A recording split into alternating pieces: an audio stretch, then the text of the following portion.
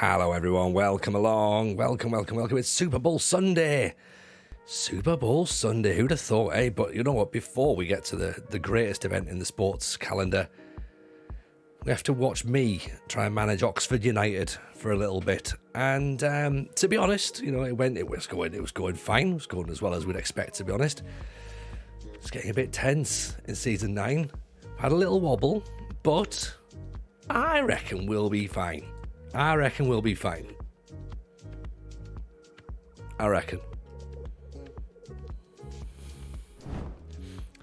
Got to leave on a bit of a cliffhanger, haven't we? Surely going, it's gonna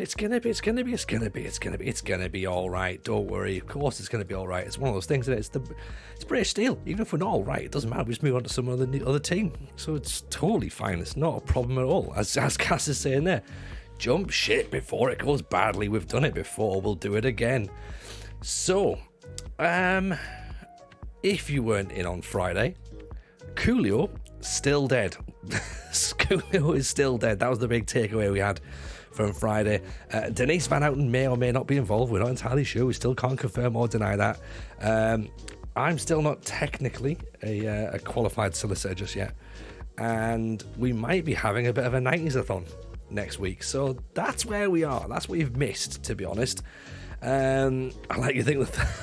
the fact you think that was a cliffhanger, not that no one knows if Denise Van Houten did it or not. Yeah, I mean, look, you know, we have to leave some air of mystique. I'm allowing you guys to work out what you think the cliffhangers are and where you think the narrative's going to go. We're currently, if you're particularly interested in the actual results here, we're currently 16th in League 2. Now, results haven't gone particularly as planned. We are, however... Look at that, Papa John's, that's where our bread and butter over here, right? You know, we're doing well there. So we're currently top of the Papa John's group. Already knocked out of the Carabao Cup, sadly. That's a bit of a shame. But league-wise, played 8, won 2, drawn 3, lost 3. Not an ideal start, to be honest. Evening, 8:15, how are you, buddy? Yurtsberger's in as well. Nice to see you, Yurtsberger. Raggio's in as well, of course. There's Friendly Ghost in there. Broadsist as well. Hello, mate. Nice to have you in. Norwegian Boy as well. Of course, everyone else who's lurking along in the background, welcome in as well to yourselves. Dan Gamer, any news on the Jet joining us next week? Well, we have. I mean, that's the thing as well. We need to put the feelers out, to be honest. We need to put the feelers out. We're trying to get Diane Newdale, I believe she was called, or Yowdale, I think I'm sure was her original name. We believe she only lives up in Yarm, so she might come down for the night. That'll be great. So we might have a 90s event next week for our 2-year Twitch anniversary, and we were trying to get Jet from Gladiators involved. We don't think Coolio's going to be here due to him being dead. We're not entirely sure Denise Van Houten's going to turn up because we think she may have murdered him. Can't confirm or deny. But we do have a bit of a playlist being built up over in Discord. So if you want to go and hang out over there and let us know some 90s tunes, then feel free to drop some beats in there.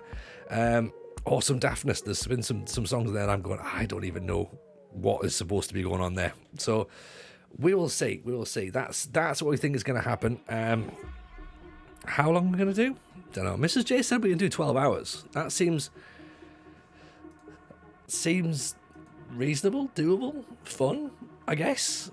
That seems decent enough, doesn't it? 12 hours. It's a fairly big Sunday stream. We can maybe get that one done. Hopefully that'll keep our numbers high, keep our viewers high. 12 hours is fine, says Mr. J. 12 hours. Basically, that's Mr. J going, you can fuck off for 12 hours. That's probably best if you're not around throughout the day. So that could be a thing that we might be looking at. So that'll be next Sunday. So strap yourselves in for next Sunday for some silliness. We'll do some 1998, 99 Mad Scientist Database football as well. So we'll start ourselves a save in the 90s. Or we do a 90s draft. So there's obviously those options as well. We'll do that. 12 hours is fine. She can get all of her stories in. Absolutely. Although she will have the boys during the day, so that's going to be a bit of a struggle for her to get those sorted out. But I'm sure it'll be fine. To be honest, for £50 English, you can get a video message from Jet. Well, why are we not making that happen, guys? Right now, £50 worth of subs, and we will get Jet to send us a message. Oh God, I'm gonna have to put like sub goals and stuff out on, aren't I? We'll do things like that. It's gonna be an odd one. Josh says, I'll build a floppy disk of pure 90s bangers with a new Tamagotchi for us all to play with. Then we can compare our POG collection before we all go to Blockbusters. I mean, you know what? All of that I'm on board with. Apart from the POGs, I didn't do POGs. I must admit they were probably a little bit, they would have been a little bit beyond my time. I think I might have been sort of getting. I think they were like, were they late 90s maybe? I think possibly. Yeah, that might be it.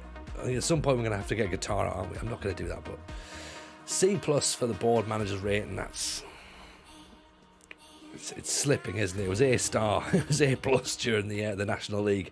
It is slipping a tiny bit, to be honest, now, but a B- with the fans so far. So, have we seen how good Martin Palermo is in the database? Yeah, you know what? I'm gonna level with you. I've not actually had a proper look at it yet. A15. My plan is to do that this week and sit down and get my teeth into it, because obviously we've got the little ones have obviously got they're all chicken poxy, and that's not good. Do you know what I mean? Like, so. The plan was, of course, to be away this weekend with and go and do a sort of bit of a Super Bowl hangout with me and my pals, but we've just got too much chicken pox in the house, so it's a bit shitty, to be honest. And so we thought, right, you know what, let's not do that. Let's hang here. So so there is going to be a bit of time spent next week having a little look at that 90s database and seeing what's going on, because I think if we are going to do 90s football next week, then it would be quite good to get a little bit of a steer on the database before we go. So hello Iconic Cloth, welcome in, nice to see you here, hope you're well. Of course, welcome in everyone else who's brand new. If you are brand new to the stream, do of course pull yourselves up a chair, make yourselves feel nice and comfortable.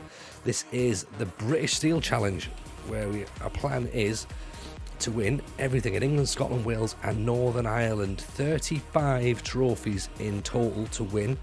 We're currently in season 9, we've won 7. So before we get to our first game, this is what we currently have in our trophy cabinet so far. Look at that there, 9 trophies won, 5 of which were won in Northern Ireland. As you can see there, Northern Ireland Premiership, the 3rd Division, a couple of the cups in there as well. So there's some regional trophies to win in Northern Ireland, so it does make it quite tricky. Then, of course, in the National League, we've won the National League itself and the FA Trophy. We've been knocked out of the Carabao Cup, that's why that's in red. And, of course, the trophies are still in yellow.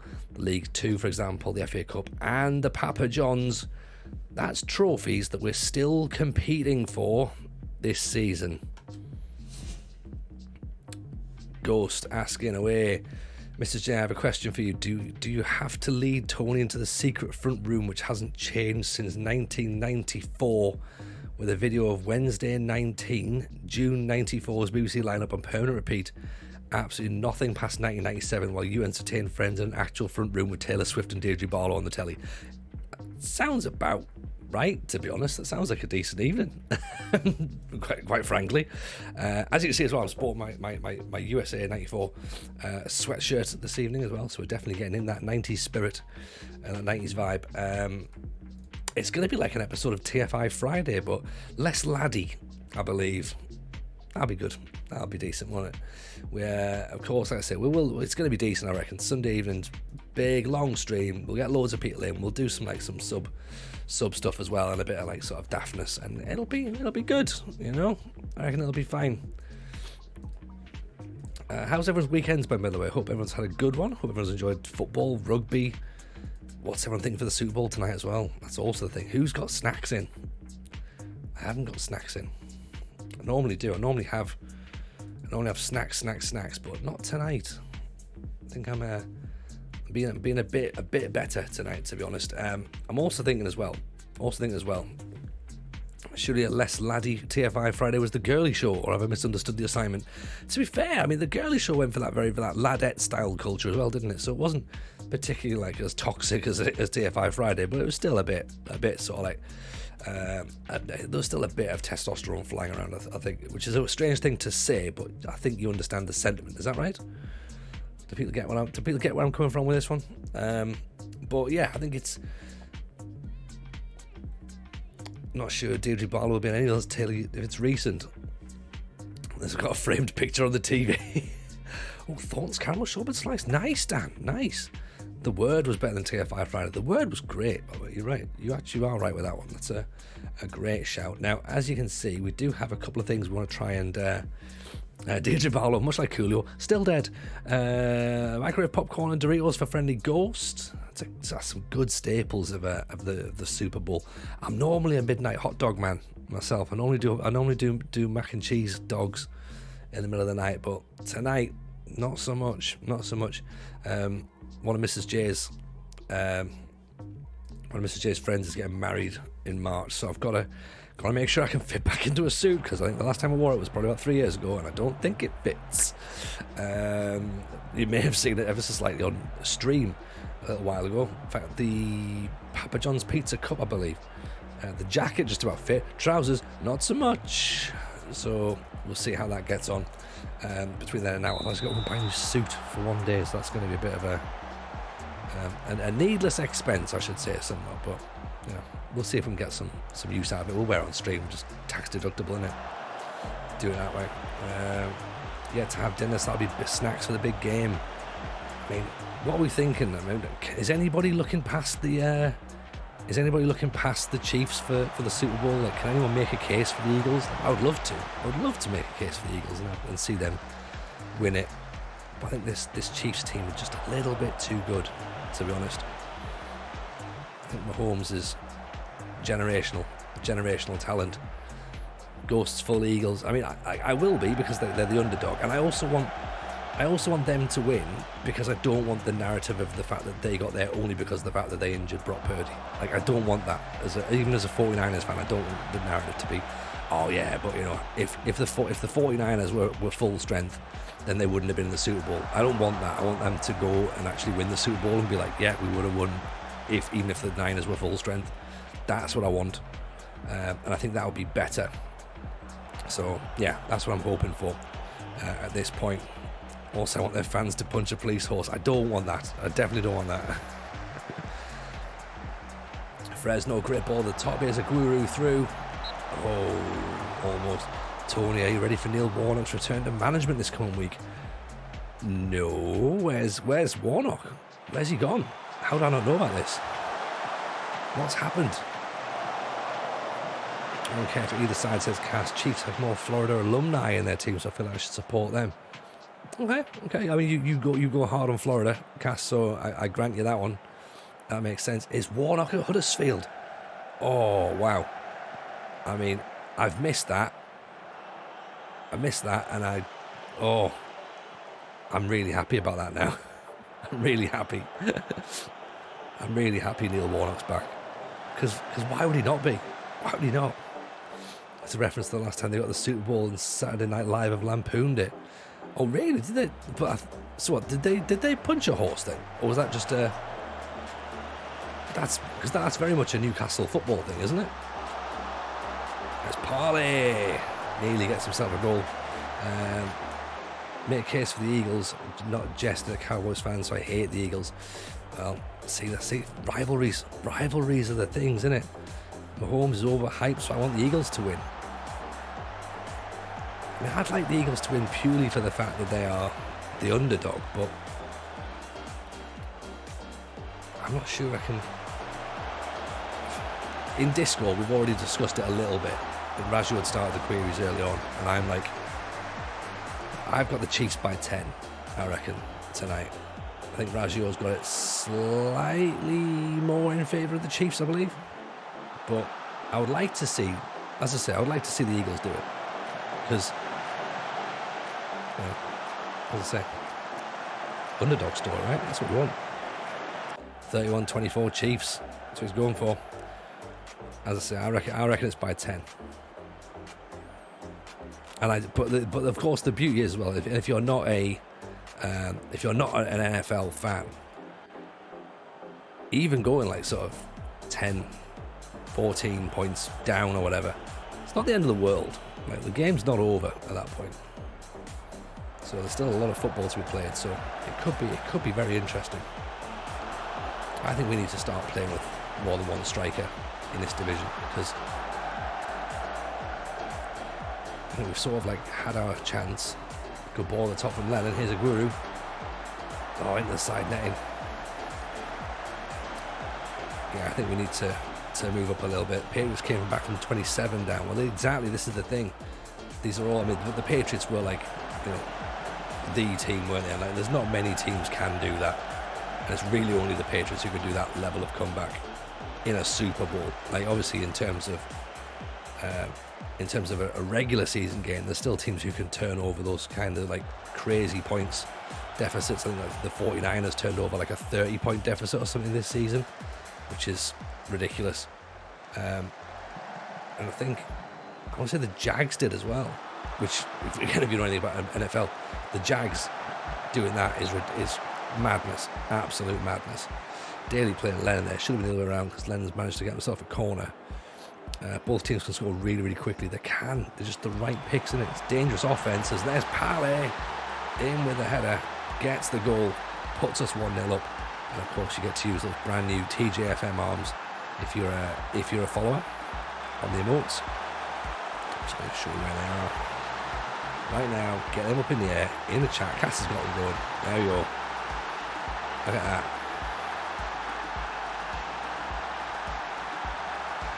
I've literally just pulled that up there. Ghost to, as I switched browser for a second, I was like, oh, there's a whisper from Ghost. So I appreciate that, buddy. Let's have a quick little nosy on it, shall we? I think you go the other way. I think that Pele goes the advanced forward route. Aguero goes the pressing. Oh, yes. Now I see what you mean. Well, these guys are going to punch a police horse. Bunch of rowdy Quakers.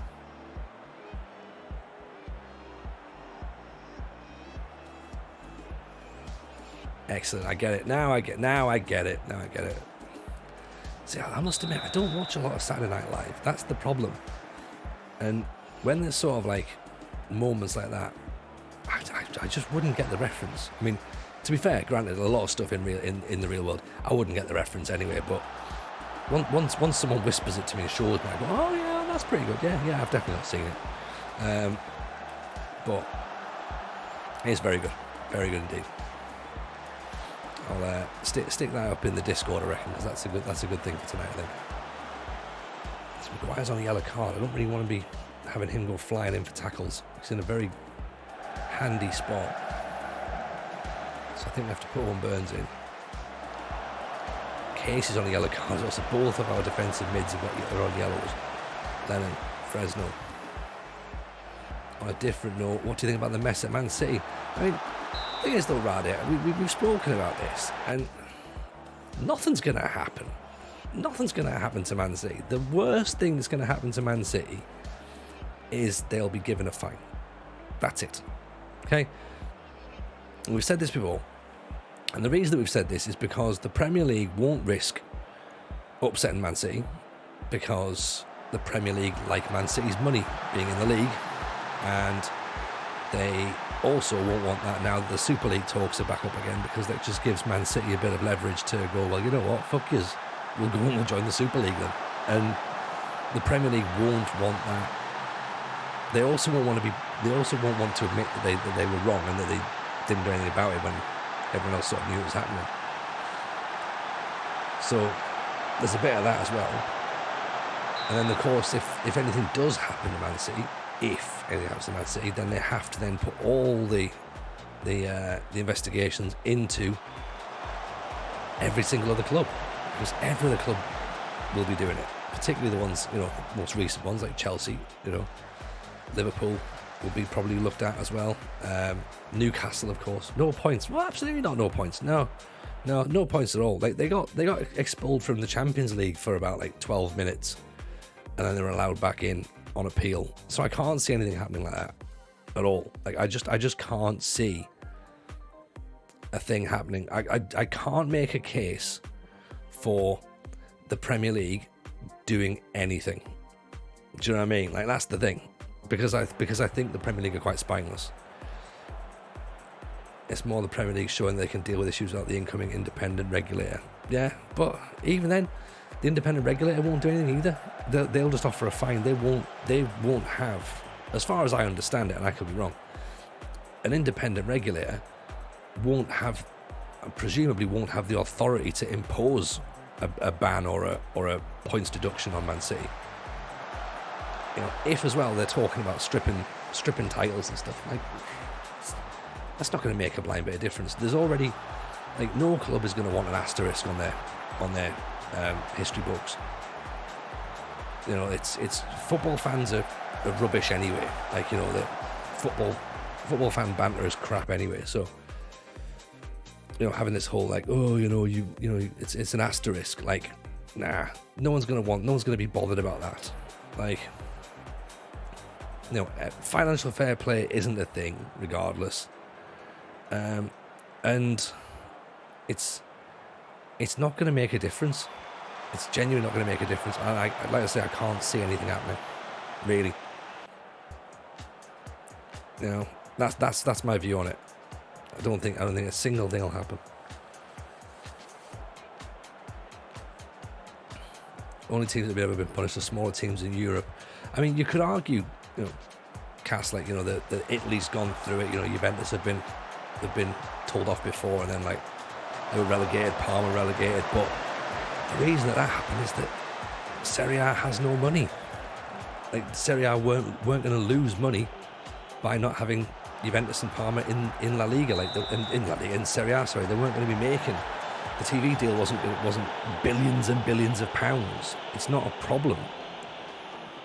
Even now, like, with Juve and all the sort of the potential implications, they're like a 15-point deduction. It's so what? Do you know what I mean? Like you can watch Serie A games on a live sport app for free. That tells you where all the money is in Italy. There isn't any. Do you know what I mean? There isn't any. So they're not going to risk. And it's those teams that are pushing for the Super League because they need the money. Like, they need the extra cash. So that's where you are there. So Man City aren't getting anything at all. At all. Juve got points deducted, fine, demoted to the lowest tier in Italy. If City are found guilty, the same should happen to them. I won't take the titles off them. I mean, but I get that, Devil. Yeah, it has happened in one nation, therefore it should happen in them all. But we know it's not going to. We know it's not going to, because then you've got to look at every other football club, and the Premier League won't do it, because the Premier League PR is that the Premier League is the greatest league in the world. Everything's all fine, hunky-dory. The Premier League allowed Newcastle's owners to happen. Do you know what I mean? They don't want independent adjudicators now sniffing around looking at clubs' finances, because all they're going to see is that the whole thing is a shower of shit anyway. That's the problem. The second you start doing that, the second the Premier League has to kind of show that it hasn't done enough.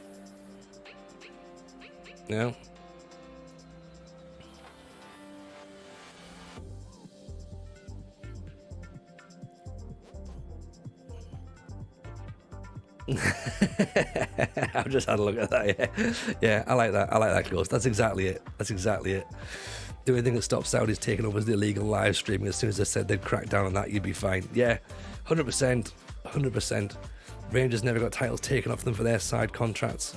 Yeah, and that's the thing. But then look at that though. Look at the Rangers situation. There's a lot of people still, to wind Rangers up, will tell Rangers that they've only been existing for 10 years, because that's how witty football fans are, And you're right, they did get booted out and all the way down, but it ain't happening in the Premier League.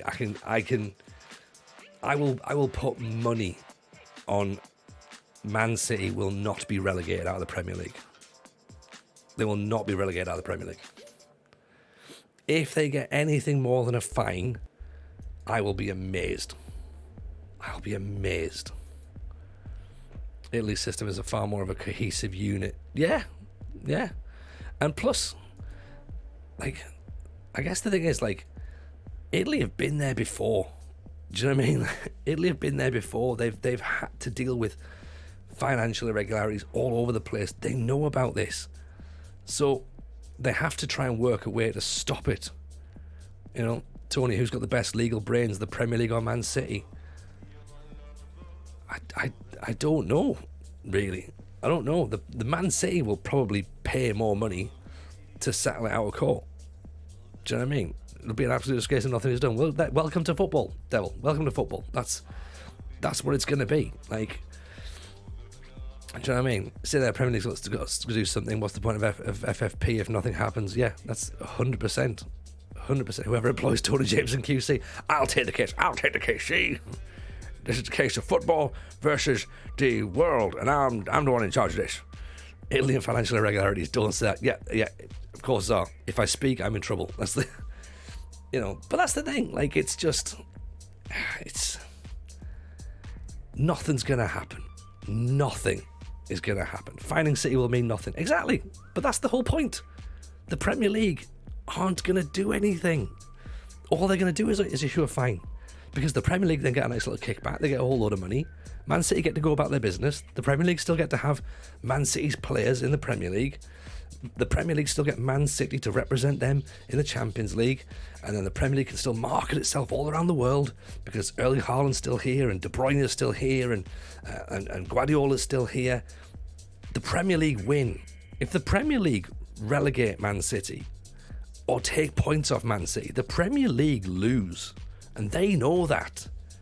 They know that. That's why they won't do anything, because it will hurt the Premier League more to punish Man City than to let them get off with it.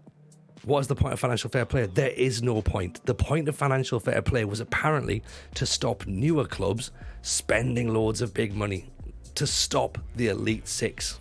They didn't want teams breaking into it. They wanted to have their cake and eat it. They wanted that big superpower. They didn't want a Leicester winning the title by accident. They didn't want Newcastle turning up with dirty sports washing money from elsewhere to come and try and disrupt it. They don't want West Ham being up there. They don't want any of that. They want the same 4, 5, 6 clubs that are just there, that they are currently in the Champions League or there and thereabouts, that they can sell. That's what they want. They want Manchester United, Manchester City, Arsenal, Chelsea, Liverpool and Tottenham. That's what they want. They want those six clubs, and they wanted nothing more. That's what financial fair play was for. Yeah? Anything else does not matter to them, because they're the ones that they can market all over the place. Calcio Fox, welcome in, buddy. Oh, mate, I'm glad you're here, because you know about this sort of stuff as well, to be honest, don't you? Big shout out, by the way, to Calcio Fox. If you've not followed him, make sure you go and drop a follow on him, because he's a wonderful, wonderful, wonderful person. We're glad to have him back as well, to be honest. So Devil says always, Chelsea, Newcastle will be investigated next as well. 100%. But, well, no. They won't. They should, but they won't, because nothing's gonna happen at all. Nothing's gonna happen. Chelsea, they'll argue that they've already managed to get rid of Abramovich, so the Football Association and the Premier League have done their bit and cleared up Chelsea. No, not at all. They won't investigate Newcastle because they already took the kickback on allowing Newcastle's dirty sports washing money in the first place, so they're going to keep their heads down on that one. Manchester United, they're going to basically wait and see what happens, because they're currently trying to negotiate the whether or not the Qataris that are going to come and buy Manchester United are the same Qataris that own Paris Saint-Germain. They clearly are, but can they have a new company to make it look like they're not? That's what they're trying to do. And then, of course, whatever happens with Liverpool will happen with Liverpool. This is the problem. This is where you are, right? Calcio Fox is saying there 100% City will already have people digging into other clubs' public records with the old, what about them, agree nothing will happen. There you go. That's the thing. See? City won't go down with a fight. City will not be going down with a fight. There is no way they're going to sit there and take it. At all. Do I agree with it? Do I think it's right? No, of course I don't. I think it's morally abhorrent. But that's the Premier League. And why do you think I hate the Premier League? Because of that. Because of that. Do you know what I mean? This is the problem. This is why I hate the Premier League. For all this sort of nonsense. Oh, we got a trifle on the go, have we? I've got a trifle downstairs, actually. I could get a trifle. That'll rile me up. Let's get a trifle on the go, shall we? A15, I listened to the Master Plan B-side album this morning while washing the car. There you go. Got to win the Premier League soon. I mean, I will. I'll win it on this game. But yeah, Tony, do you hate the Premier League? Yes, devil. I do. I hate the Premier League. I hate everything it stands for. It's not for me. It's not for me. It's for everybody else, and everyone else is having a lovely time. But for me, it's not. It's not for me. I watched some of it, and I'm not sold. I'm really not sold. If you think about it, it's more of a discussion about the Premier League. What's an odd saying? What's that old saying? Any press is better than no press. Hey, yeah, 100%, Fox. As I say, all this does is keep the Premier League in the discussions with the rest of the world. You know, like if you can, even Wilco, how are you, pal? If you can keep selling tickets, selling media space, selling advertising, then why won't you? Why would you not? You know, what are we eating this evening? Well, we're just about to get a new. We're about to get a trifle on the go, I think. Do you follow the Championship below then? Yeah, well, I follow the Championship. I follow Sunderland, and then I follow non-league, really, because it's a little bit nicer. It's a little bit nicer. There's still some shit teams going on down there, of course, as well. And there's still terrible money down there as well, but I don't, and I've said this quite a while, and the chat will back me up on this, I don't really want Sunderland to go up this season. I'd rather they fluff it and stay in the Championship for a little bit, because it's much better. It's much more competitive. The standard of football is really good. And I'd rather just see that. It's nice. Okay, then, Tony, what's the purest league around? Oh, now there's a question, isn't there? Because I don't know if there is. I don't know if there is a pure league. Can someone help me out on this one? What would be the purest league we could possibly find? Serie A. Yeah, good, yeah. Yeah, that'll be the one. I don't know, actually. I don't know what the purest league would be. Mrs. J's bringing a trifle up, though, so we can have a little look at that. The Saudi Premier League. Yeah. Congratulations, you have won the all above board trophy. Take buying out in the Bundesliga is okay. Can argue that. Bundesliga 2, maybe that's the nicest league. Or Bundesliga 3, the Luxembourg top division. Talk to me about the Luxembourg top division. What about Holland? Holland's got a couple of farm teams, hasn't it? Holland could be a good one. I'm in there. I'm in with that. Jack's League, in fairness. The J League. Could be quite a good one. Oh, hang on, we're about to concede a goal. It's Mark Duffy. Is that Mark Duffy from Old Champ Manager? Hang on, there's a trifle at the door.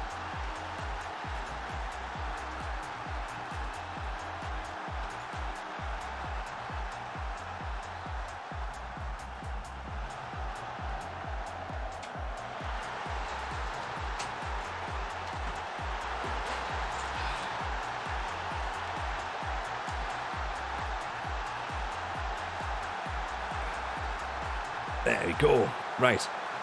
Would I not want Sunderland to go up to gain financial benefit from the promotion? No. We've got enough money to survive now.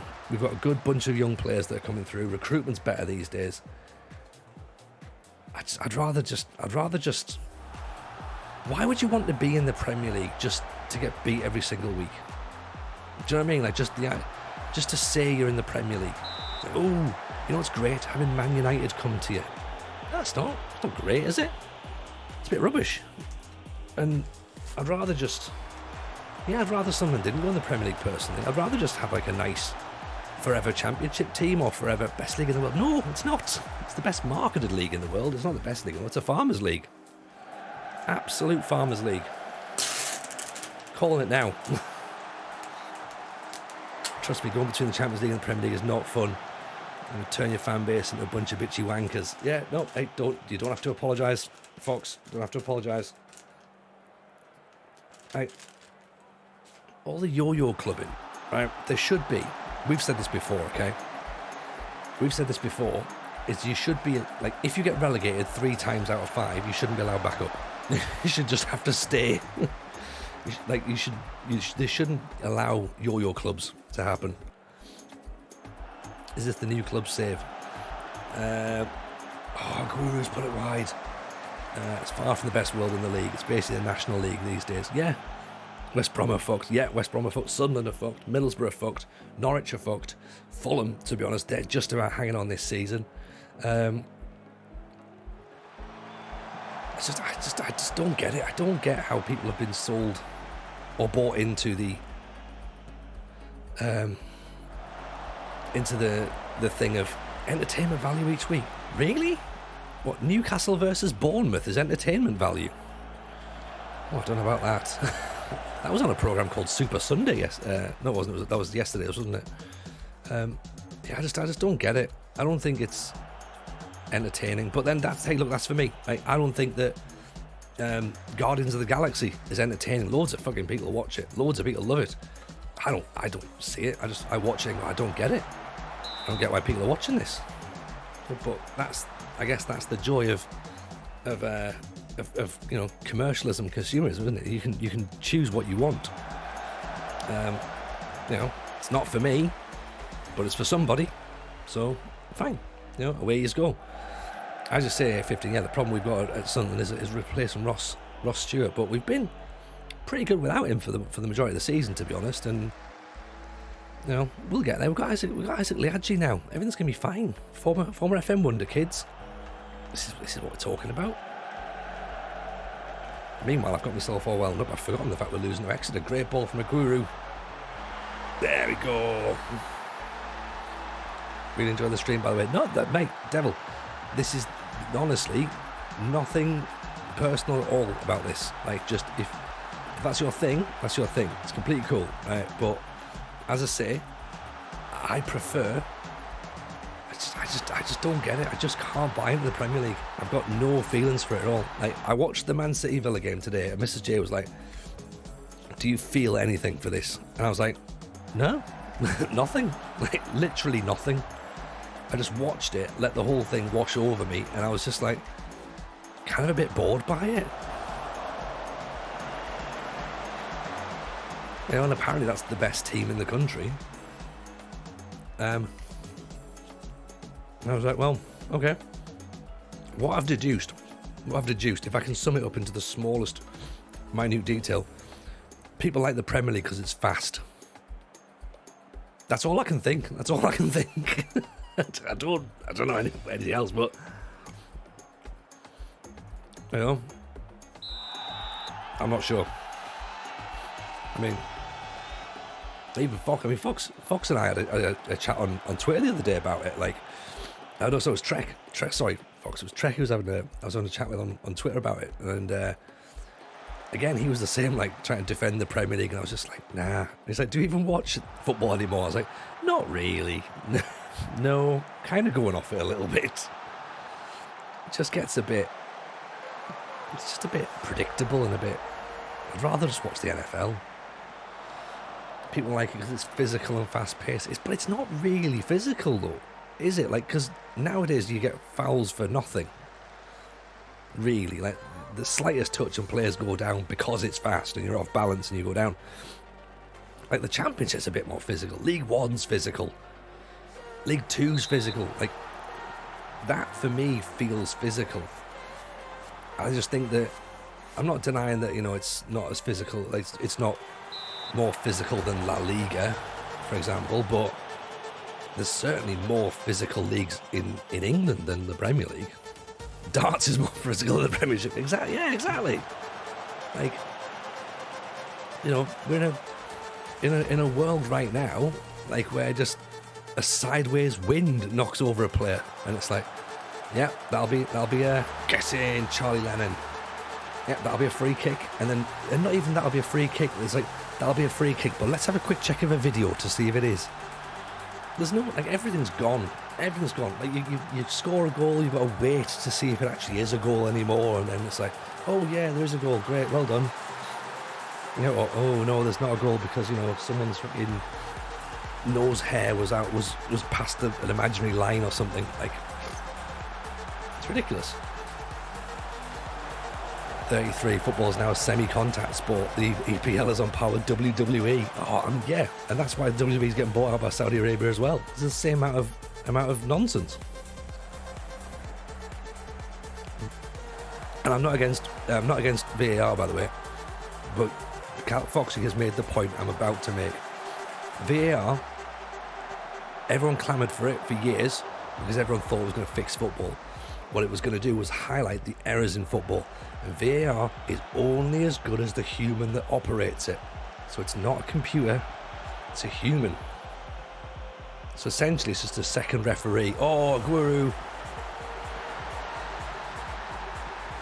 That's what we're talking about. There's your League 2 Haaland. Clip that, by the way.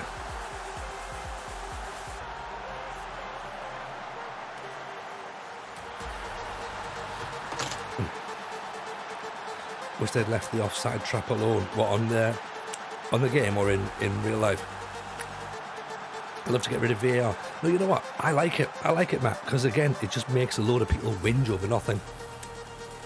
You know, because the big teams thought that it was going to be them proving that they don't get all their decisions, and then what's happened is they are still getting all their decisions, but then they're getting some chalked off, and they're like, "Oh, isn't it boring?" Yeah, but that's the thing. Everyone, the masses wanted it. The masses wanted it. All the media made everyone think that they wanted it. In the way the media are making people think that the Premier League is the best league in the world. And then the reality isn't as good. But you look at the NFL, and I'm a huge NFL fan. Video replays in the NFL are perfect. Well, they're not perfect because it's, you know, but the system and the way they do it is well structured. Like, and people are just used to it, and the referee talks, like, you know, to the fans, and they know what's going on, explaining the decision. Whereas the VAR is just like, no, they'll leave it for, you know, Neville and Carragher to discuss in a Sky Sports studio for the rest of the week because there's nothing else on telly. You know, that's how they do it. Offside law was so simple. Well, it was, but then, you know, everyone just kept changing it. Like, the offside law is simple. Like, if you're offside, you're offside. Like, it's when they kept making things up. Like, what was it a couple of years ago where, was it Man City and Villa? There was an offside goal where apparently nobody else had ever understood this rule, but the referee knew it, and then explained it, and everyone went, "Oh God, yeah, that is the rule." Like, I mean, you can't just make up a sort of a variation of a rule. Like, surely, as you say, everyone's got to understand what's going on. Like, understand it. Football needs the chaos and the mistakes. It shouldn't be a game of numbers and lines drawn on TVs. Agreed, Sir Dixie. Agreed. And welcome back, by the way. Welcome back. It's a pleasure to see you. It's been a while. And go saying I prefer the human error. That's the pub talk. 100%. And now the pub talk is, oh God, that computer was wrong. Like, where do you draw the line? Well, you physically draw the line here. Unless, of course, you're in the last match that Foxy's talking about and the referees can't draw that line properly.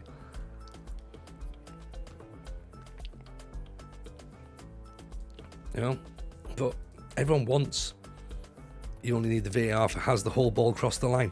But see, this was the issue though, Devil, is that everyone wanted it for that. But then the next thing was, oh, but what about offside goals? What about free kicks? What about red cards? What about penalties? The questions started getting more and more and more, and that was the problem. Like, it can't just be for one thing. You can't just have a has the ball crossed the line, because you know for a fact there'll be a big game in the season where it'll be a handball or a penalty or whatever, and they'll go, oh, why couldn't we check VAR for this? And then that'll be your argument. So, you know, that's the thing. We are eating tonight, Finns. We're back on the trifle tonight. Back on the trifles. So I figure we'll do that tonight. Don't get me started on the goal line one. The one time it didn't work, and it was obviously us. Sheffield United against Villa. I remember that, Matt. And you're right. You are right. That should not have... was it Villa had scored, apparently, and it hadn't gone over the line? Is that right? Or was it one that you guys had tried to clear? I can't quite remember the exact specifics, but I do remember it being Villa Sheffield United. I mean, watching the Super Bowl there, hopefully I will do. Obviously not the whole thing, but yeah, because I'm gonna end up going into work tomorrow rather than taking the day off. But we'll see how far we get, to be honest. We scored because Nyland fell in the net. That's yes, part of it. It's starting to piece together a little bit. That's what sent them down or something. I think it was definitely drop points, wasn't it? That went towards them going down. I don't think it was an exact one, but it's all part of the problem. Have you seen the Watford Reading Ghost goal? That's football. When was that from, Fox? Was that recently, or was that? That sounds like it's very, very recent, actually. As ghost goals go, I prefer the Luis Garcia versus Chelsea. I mean, well,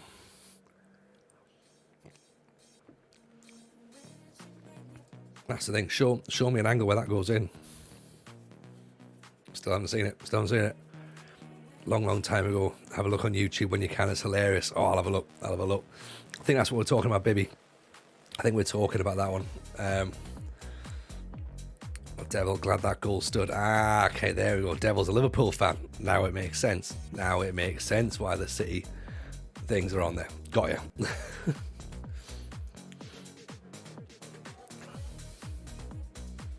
As I say, I've not got a horse in the race for this, by the way. This whole Man City malarkey, so I have no feelings whatsoever. Or Devil's United fan. Oh, okay. Then why were you glad the goal stood in the Liverpool-Chelsea game? Surely that must be eating you up, that one, right? Surely? Nobody wants to...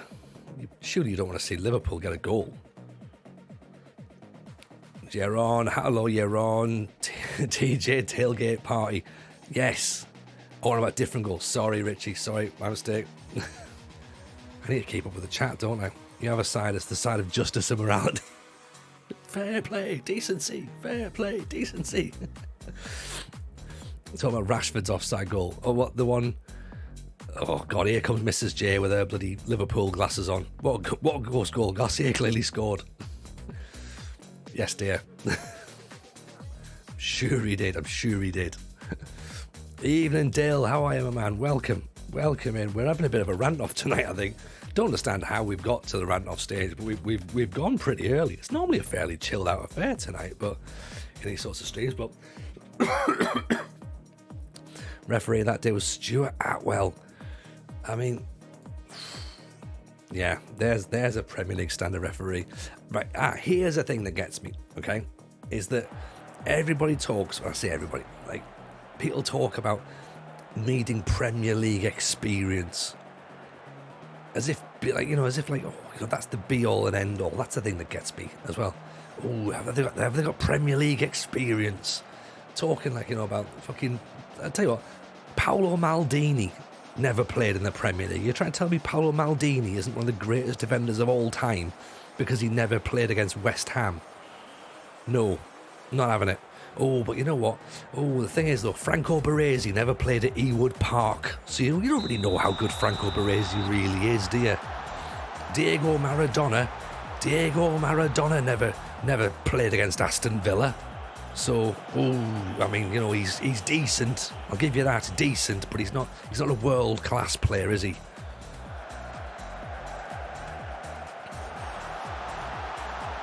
All these managers as well, like, a manager needs Premier League experience. Don't. Paul Jewell's got Premier League experience. You're trying to tell me that that's what you want to be hanging your hat on? Tony Pulis has got Premier League experience. Everyone hates Tony Pulis, apparently. Emil Heskey, loads of Premier League experience. Not very good, though. Where's the Premier League quality? That's what you need. Neil Lennon has Premier League experience. Paul Lambert has Premier League experience.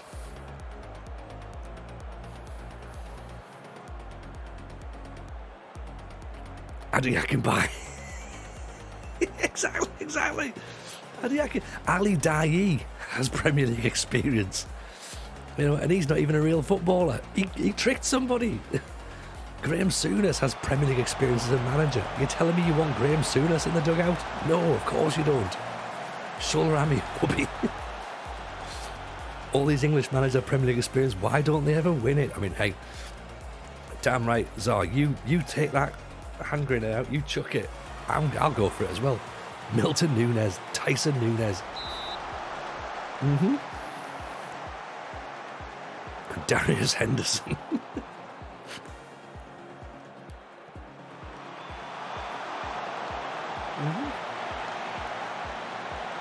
Remember the myth about foreign players couldn't hack it in the winter?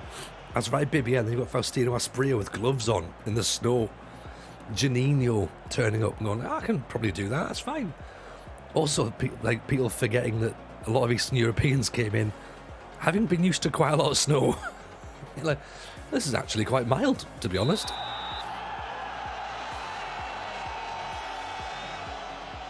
All three of the players I mentioned before played for Gillingham in League One. Did they? Mamadi Sidibe? Did he go to Gills?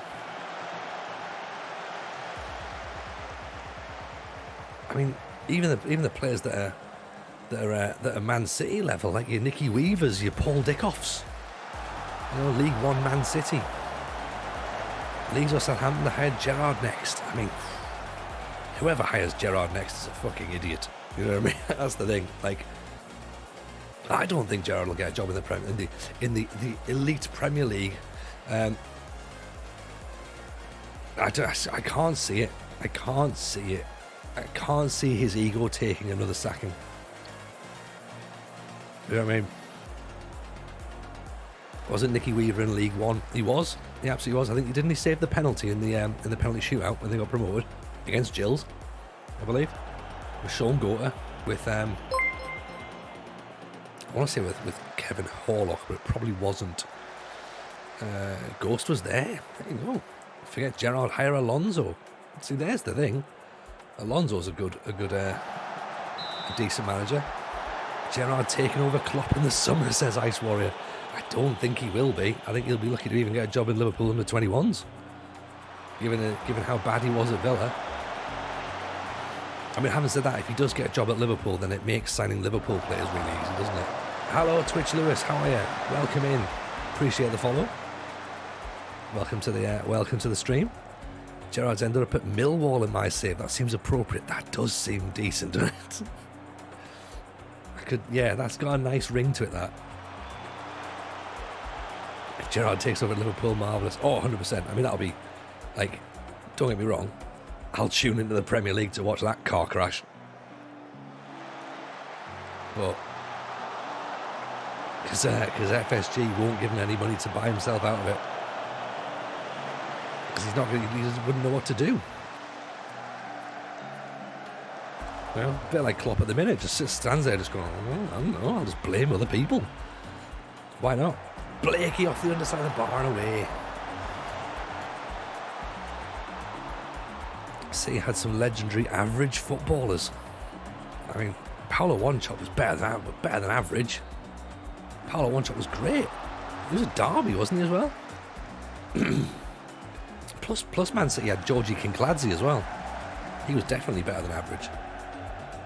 I can imagine Craig Bellamy as manager, having the most bookings of any manager ever. I can't imagine Craig Bellamy as a manager. Joey Barton's a disgusting human being. Yeah. There's loads of horrible people that could end up being a manager. 0-0 against Port Vale. We'll take that. It's fine. It's the Papa John's. As long as we're in there or thereabouts, we should be okay. Oh no, it's the league. Slipping in the league. Derby frontline of Francesco Baiano, Wanchop, Elisa Asanovic. I forgot about that. I forgot about him.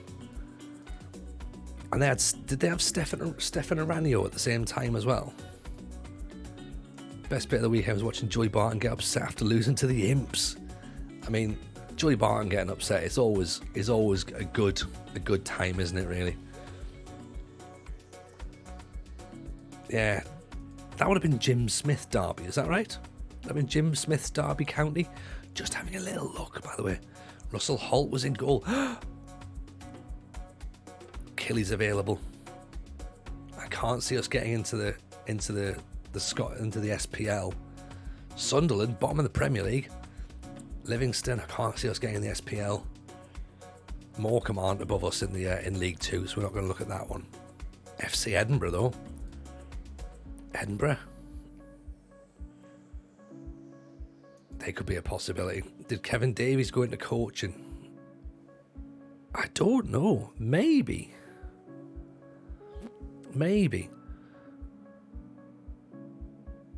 He strikes me as a coach rather than as a manager. So it's possible.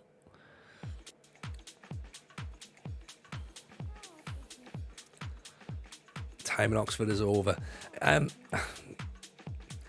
So where I think I'm at the minute, Zar, is I think that as long as we're in the Papa John's Cup this season, then we stay. Yeah. I can't see us. I don't see the point in us moving at any point where we can still potentially challenge for the Papa John's. Once we're knocked out of that competition, then it's reasonable to consider moving if we're not in the playoff spots at that point. We're only 6 points off the playoffs, remember. We're only 10 games in, so we can start to push ourselves around. We've only lost 3 games. Crawley have only lost 3 games. Fleetwood have lost 3 games. Rotherham have lost 5. Solihull have lost 5. So, all is not lost. The problem is we've only won 2, okay? So, that could be a concern. Sign a Nelka as a striking coach. Where would we get a Nelka from? I mean, I'm all for that if that's a thing. I don't think it is though, is it? No, it doesn't look like it. But that would be brilliant if we could get Nicholas Anelka in. That would be decent. Darius Vassell went to a World Cup. Doesn't mean he was good. Yes. You mentioned Kevin Davies. He had a Seconda advert which said people were licking their lips about a Davies-Owen tandem for England. Oh yeah, the old little man combo that no one was expecting. Didn't take off, did it?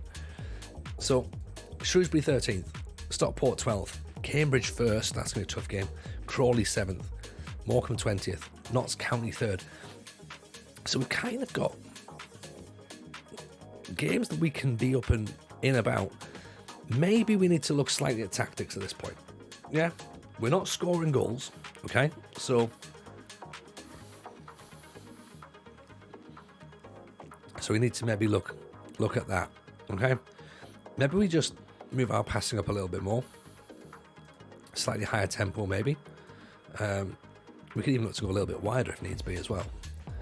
But I'm not massively worried with the team. You know? Like, I think that we're alright, and I think even dropping Paley back in is not the end of the world. I just think that we need to get that bit of luck, really. Once we get a Guru back on scoring goals, we'll be grand. King Bakare, welcome in. Appreciate the follow. Very kind. Yeah, Paul Robinson. He is the former West Brom and Birmingham player. Welcome in, City fan as well, and Baby as well. Appreciate the follow there. Thank you very much for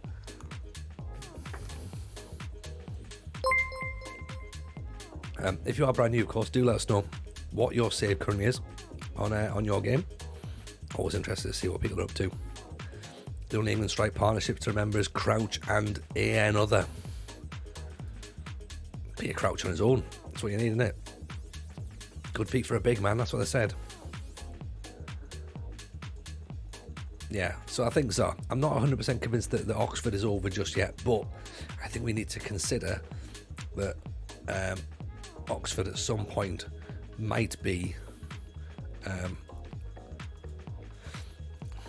be as illustrious as we thought. Obviously, the whole point with British Steel is that we don't have to be at these clubs for a long time. It's not about building a legacy. It's about winning trophies. And if we have to move, we have to move. It's not the end of the world, remember, right? Baby, I'm currently second season in the Premier League with Kings Lynn. First season stayed up final day, kept the same young squad. It's now February. If I carry on my form, I'll break the Derby record. There we go. That's what we're talking about. That's what we're talking about. How many does the Oxford Stadium hold? As a club, we have a 12,573 seater stadium here on. So our current attendances are, we're getting about half.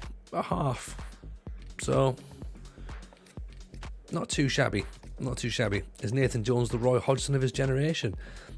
I mean, Roy Hodgson was a great manager though, so if Nathan Jones ends up managing Inter Milan and the Swiss national team, then I think he'll have done a great job.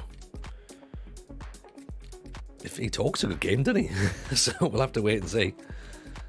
Started tier 10 save, says Chronic. I'm 6th season now. I've ended up at Scunthorpe. Nice. Good work. Good work. That's why I said of his generation implying his shit.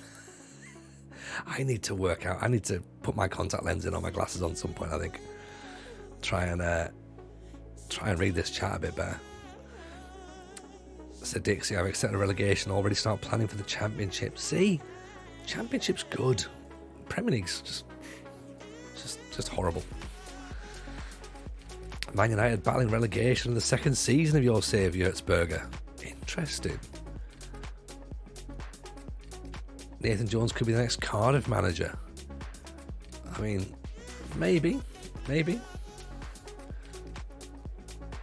think it all depends if... I mean, his current CV doesn't look great, does it? That's the problem.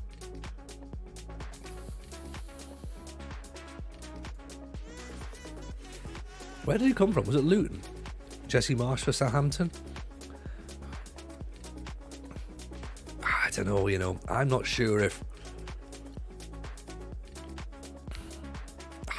Jesse Marsh, like, where's Jesse Marsh's next proper European job going to be? Like, I worry now that, and we already saw it, right? We already saw the shit, crap racism that apparently people are allowed to do.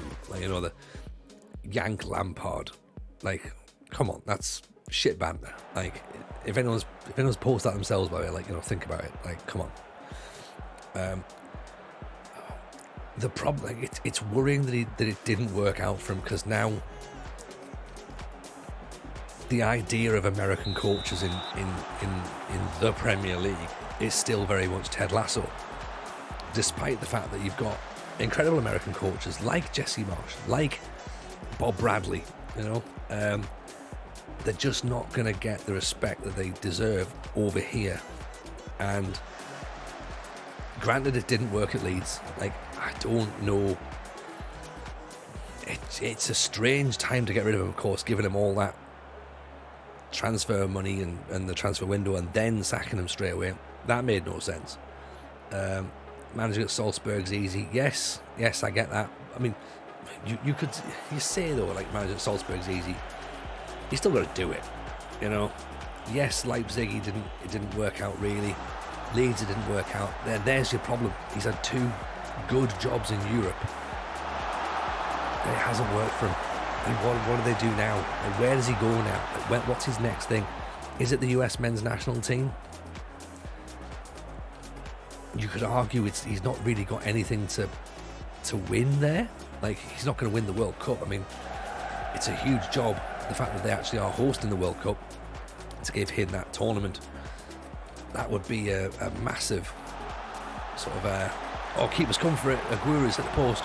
That would be a massive sort of like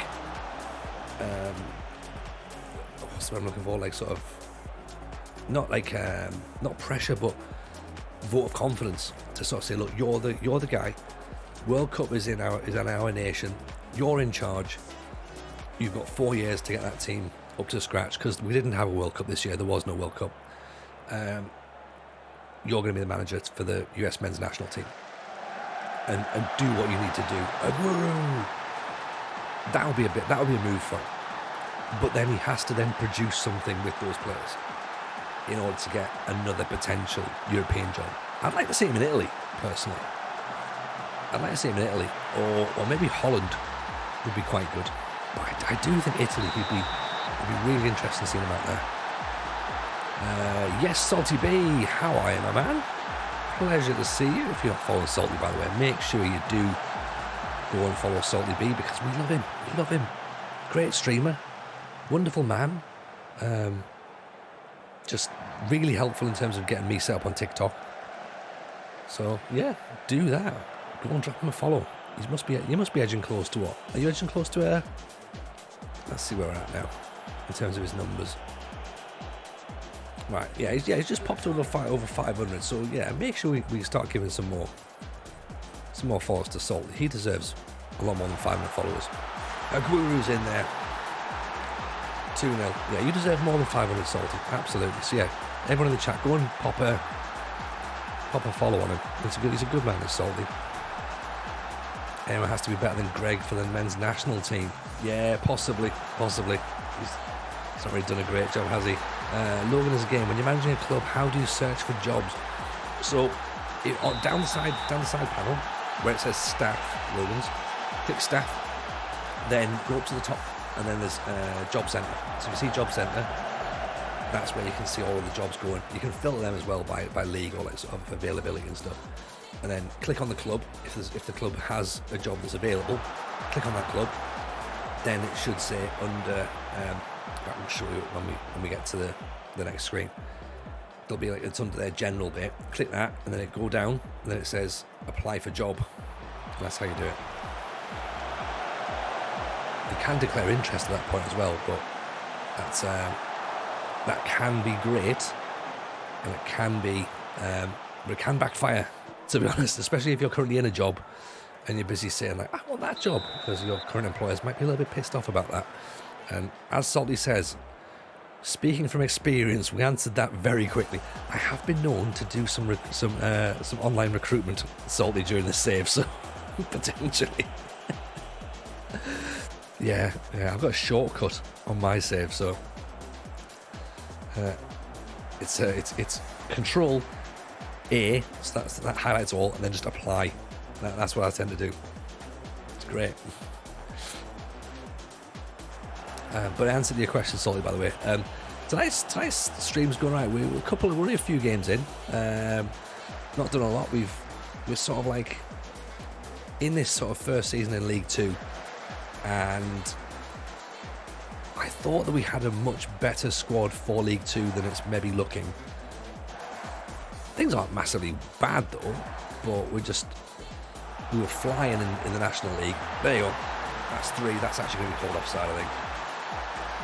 No, it's not. Aguero gets his hat-trick. We were talking about Aguero getting goals and getting himself a bit of confidence. Hopefully that's going to be it. This is what we're thinking about. Once we start getting those goals in, hopefully things should be going better. So I'm not massively concerned, because look, we've got 14 points at this point.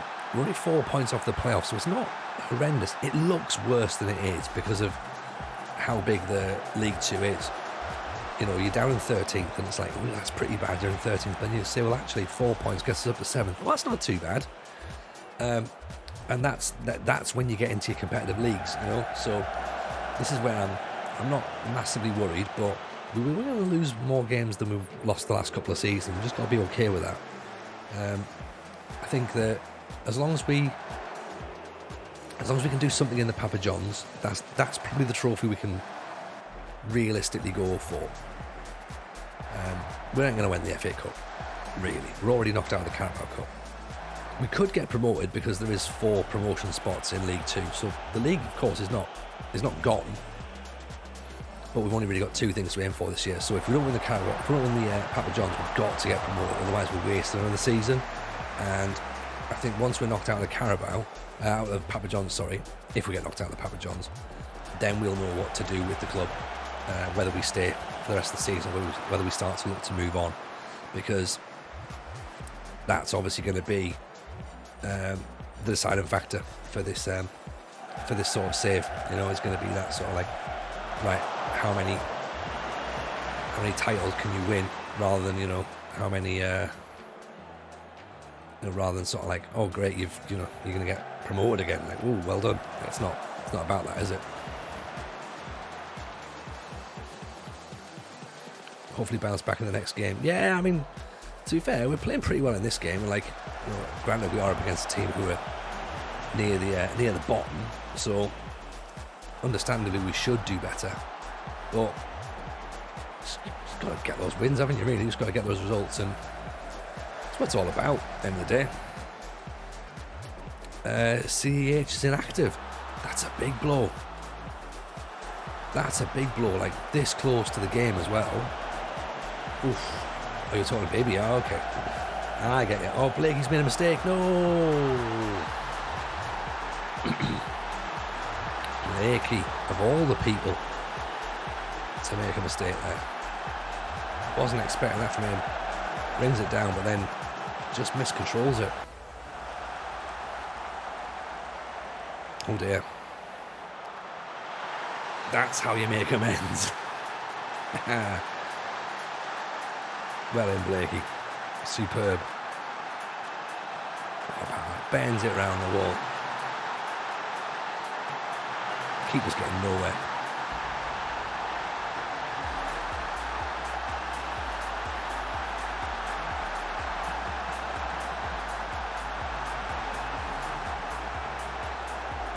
Oof. So 4-1 I think is going to be a decent result. Shrewsbury dropping down there to 17th at this point. So yeah, only let's say 4 points behind Crawley. So not bad, not bad. Take that. There's a big 3 points. Good work, boys. Happy days. See, this is why I'm like thinking things aren't as bad as they appear initially. Well, the thing is that we've spent the last 2 years just winning football matches, so we do have to be a little bit like, oh, okay, yeah, like, you know, what does a defeat feel like? Well, defeat feels bad. Hobbsy planning on the full season at Oxford. I'm moving on. We've just kind of thought, we just sort of had a bit of a discussion about that, to be honest. And I think so what we have to look out for realistically is, can we get promoted? That's the thing. Can we get promoted with this Oxford side? If we can't, can we win the Papa John's trophy? If we can't, then we move on. So see how far we get in the Papa John's. See how far off the playoffs we are at the point we get knocked out. If we get knocked out, because we might win the Papa John's. So I'm a fan of winning the Papa John's trophy. So we'll see. We'll see. It's not to say that we're not going to do it. I think we stick with that. That system seemed to work quite nicely. Maybe Casey comes out for Tracy though. He's flagging, so is Brown. Bit of rotation scene. This is where we have a problem, because we don't really have a left back. We do have an issue as well here. We signed Sonny Perkins, but he's now out for 4 months with a broken leg. So that's not good, really. That really ruined things for us. Swarby as well is out for 3 weeks, but he's also a youngster who's needed. So that's not helpful. And this guy here, this Carbavai, is not really good enough at this point to move up. Fraser Ramsey again, probably not good enough to move up just yet either. So not that we were expecting to have a swathe of youngsters that we can move straight into the first team. So Blakey has to play again. Maguire, Hackney can play Hackney, so we'll switch Hackney for switch Maguire for McGinley. He can play. Bourne can come in for Lennon. Where's Mordner? Is Mordner still injured? Mordner's there. There we go. Mordner for Gilbert. Let's do that. So some changes, really, to be honest. We'll make a nice pod episode, by the way, how to get your team ready for a new league after promotion. That's a good shout, Zar. That's not a bad shout at all. I think we make a note of that, actually. Also, as well, if there's any questions you've got for the pod, then do mention them. Let me quickly just... I'm going to snip that.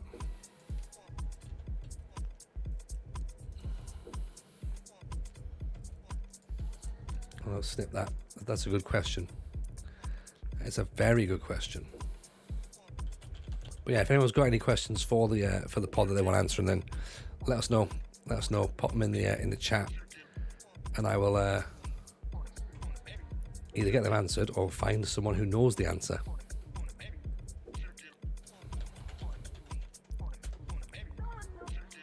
Yeah. And I suppose you can have the other option as well, really, where you're looking at being relegated. At what point do you start to look to offload your players? Who do you retain? Who do you get rid of?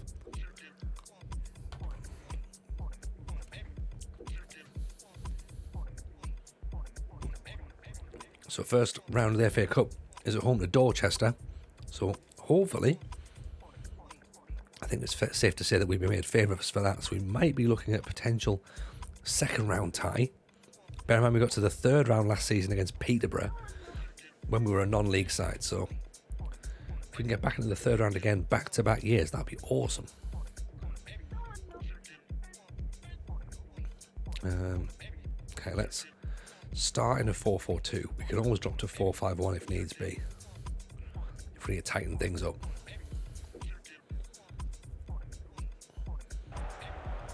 So, yes, that's a very, very good question indeed. Very good question.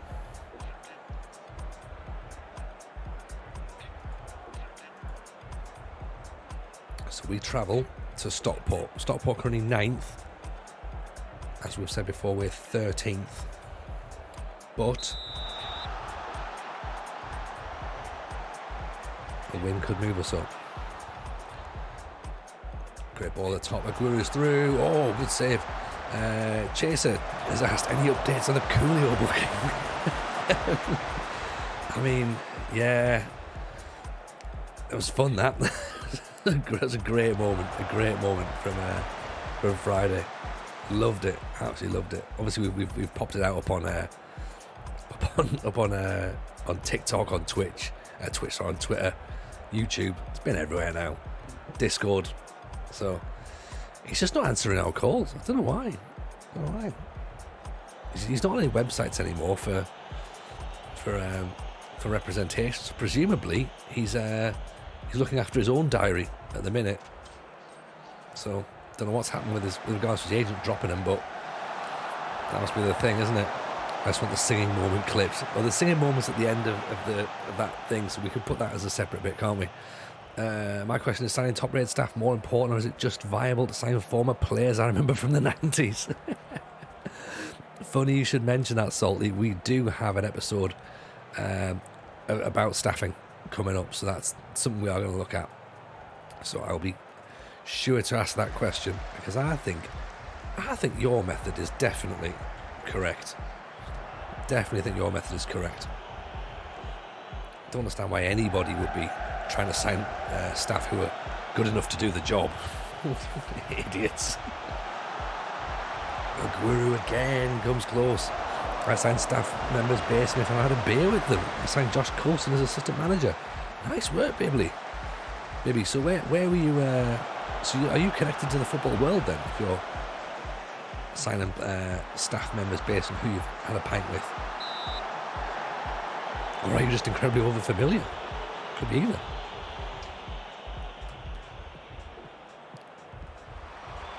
If that's wrong, then I don't ever want to be right. 100%, Sir Dixie. 100%. Oh, goal for Alfie Gilchrist.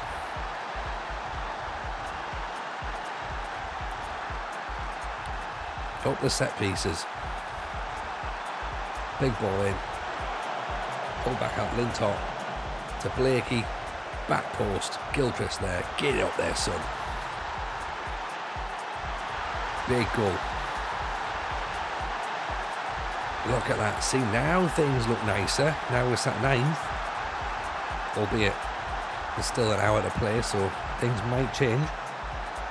Oh, Guru, 3 chances he's missed now. Salty outside Bergkamp, Campbell and Lundberg. My Zaragoza save and didn't even make the Arsenal connection to the third one signed.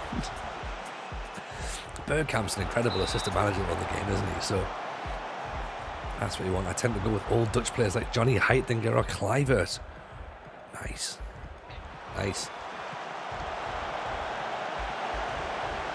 Ooh. Close.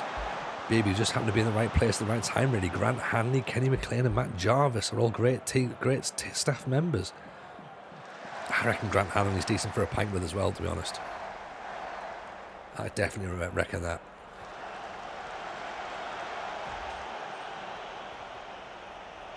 It's okay. Let's just let them have the ball for this point now. I wonder, do we come off the press now? Great tackle. As I say that as Paley goes flying in. Ball's played through a Guru. Oh, FM24 feature. Go to the pub with your staff. I think it's under team bonding, isn't it? Or community outreach, maybe? For community outreach, I always, in my head, no matter when in the season I see that, I always think community outreach just means people walk around in Santa's hats. Don't know why.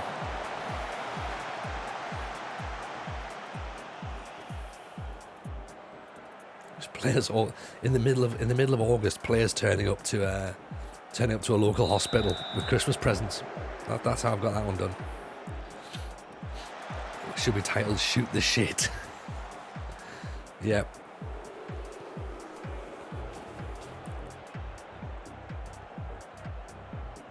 I'm for it. Definitely. I'll stick it on the forum, Salty. That's the sort of thing that SI would need to know about, I think there'll be a demand for there as well. Okay, now Aguero scored a hat-trick in the last match. He's missed 3 glaring one-on-ones this match. Let's take him off for Oscar Thorne. I think he was also going to add a bit more physical presence up front. Oof. Decent effort. McKinley's on at 6'5", Hackney's on at 6'5", and tiring.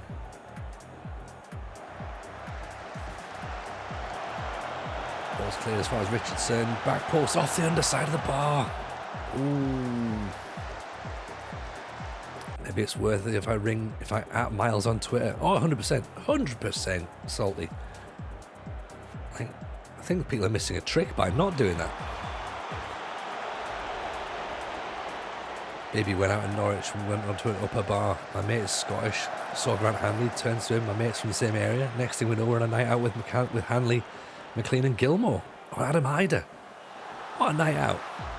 Great night out. I once took a piss next to Tony Pulis at the League Managers Awards do. So it's my claim to fame. Miles loves that kind of thing. It's interaction. He's great. He loves it.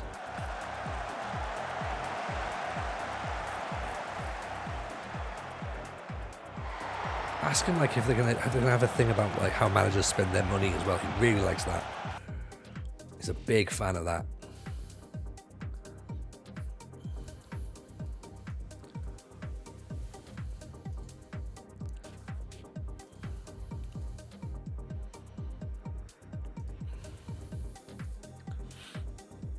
How do you swindle yourself into the LMAs? I was invited. Just after the Football Manager show came out, the stand-up show.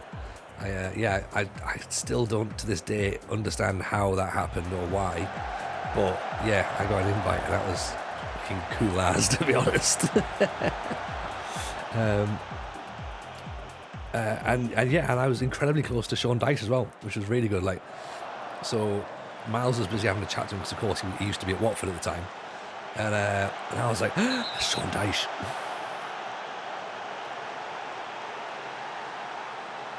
It was the year that Liverpool nearly won the league. So Brendan Rodgers won the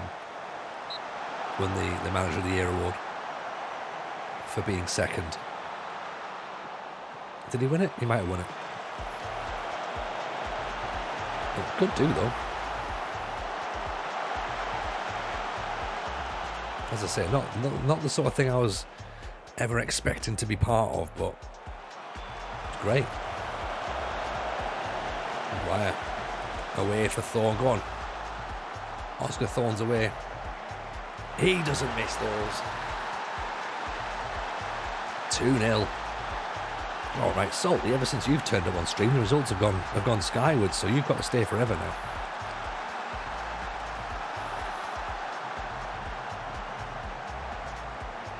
I once took a piss next to Glenn Murray. Now you mention it, right? New chat topic. Who will be taking a piss next to? I want to hear those answers. And there is tonight's TikTok.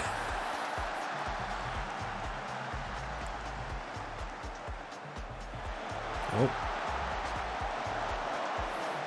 Yeah, let me know who you've taken a piss, or if you've had a shit next to someone as well. That's even better, isn't it? Presumably you'd know that they're in the next cubicle, rather than just like, but if you're in the same cubicle, then definitely mention that. I was in a hotel in Liverpool. Lovely chap. I can imagine that would be lovely, actually. I was having a piss next to Keith Curl. He's a scary man. There you go. Billy Gilmore's the worst drinker in the world, apparently, according to Bibby. Me and Glenn were at the same urinal. Literally in the same one. That's definitely before social distancing, in it. Yeah, that to be fair, Dan's right with that emote. That's why we did this emote. The 0 days since last madness. We don't have seriousness around here, do we? As I said, someone had mentioned on Twitter like earlier on, going, is there an out of context Tony Jameson account? And everyone just went, we don't need context. No, your entire stream is out of context. Yeah, good point. Makes complete sense, but no sense at the same time. We're going to face Cambridge now. They've slipped to, I was going to say they slipped to third, but they haven't. That was the 3 for 3 days. Cambridge still top of the league. 12 points separate us and Cambridge, but 1 point separates us and the playoffs. So there you go. Just change that to hours. I can't even do it to hours. Sometimes it's minutes, Dan, to be honest. You know, sometimes we're literally in the middle of a conversation and it's like, yeah, we've gone again. We've lost it again. So it's out. Can't happen. Been and gone. Ordered a coffee with Aaron Moy. Stood behind Neil Mopey on the breakfast buffet. Great day all round. That sounds pleasant. I like the sound of that. It's pretty good. I once met David De Gea at Alton Towers the day David Moyes got sacked. I mean, David De Gea out living his life, isn't he? Biggest disappointment, Alton Towers. Not for David De Gea. Fucking loves it. Fat Nige took a piss next to Stuart McCall many moons ago in at Bradford City. Out on the Christmas do in the square and the lane and the Boar Lane Leeds. There we go. Matt Blade didn't have a piss next to him, but I went to the Monaco Grand Prix. Here we go. And saw Raoul in the street, the scary looking security man. My mate who doesn't like football had no idea who he was and barged past him to get a sandwich off a table nearby. I mean, that sounds... So hang on, was the sandwich left unattended? And your mate was like, oh, there's a sandwich, I'm going to get a sandwich. Because that's weird.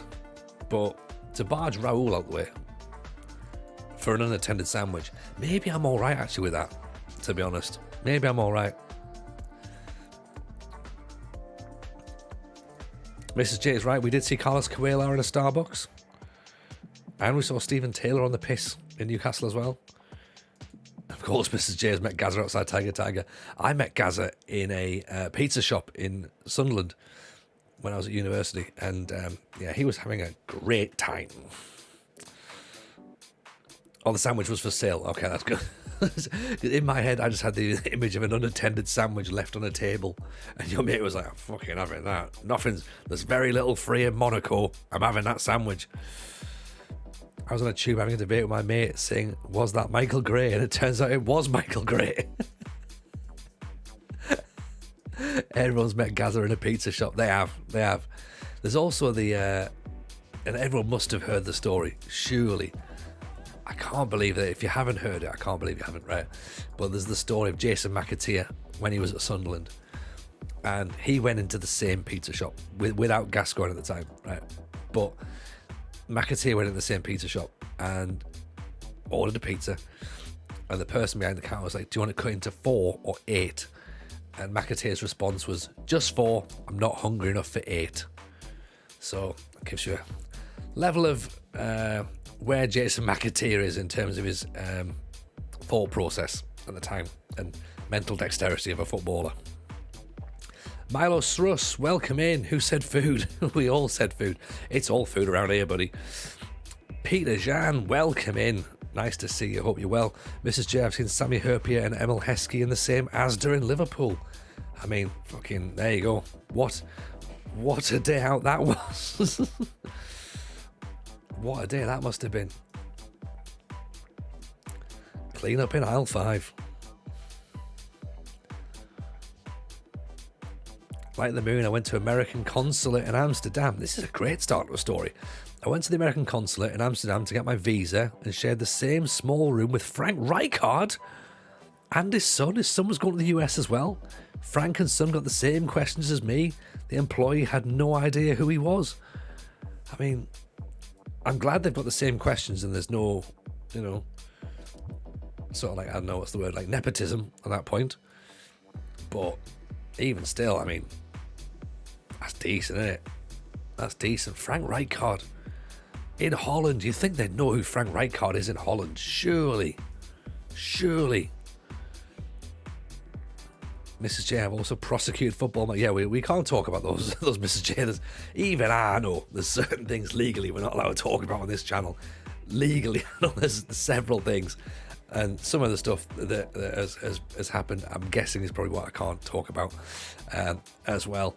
Thank God it was German customers that remembered him. Of course, yeah, for the whole spitting thing. Solly B, met Dennis Wise in a student pub in Birmingham. Had a great chat. That's an interesting one, Dennis Wise, isn't it? I wonder what do I think? Would Dennis Wise be on my list of people I like? I'm not sure. I haven't thought about Dennis Wise yet. Potentially, might be someone that we like, we don't like. I haven't decided. Let's move on. Burns off there. Calvin Malcolm hasn't played many games for us recently as well. So we're up against Cambridge, who are currently sat third. As I say, I played centre back with Ken Moncow in a charity match, says MJ Gaming. There we go. Oh yeah, and hi. Now we're talking. We've gone from who you had a piss next to who have you played in a charity match alongside. Liking that, raising the stakes, love it. Baby, my mate has a great story. Went to a kebab house after a heavy night out in Barnsley. Saw John Parkin go streaming in, calling my mate a fat bastard.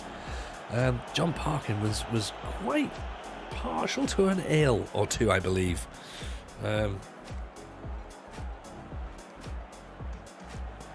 sure if that's certainly not slanderous, I believe that's pretty true.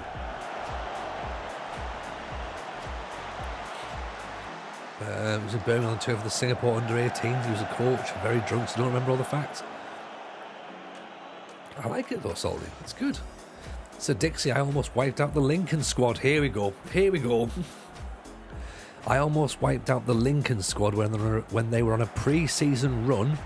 I was on my bike and running late to get back to school. Came around the corner a bit too fast. I mean, what a story that would have been.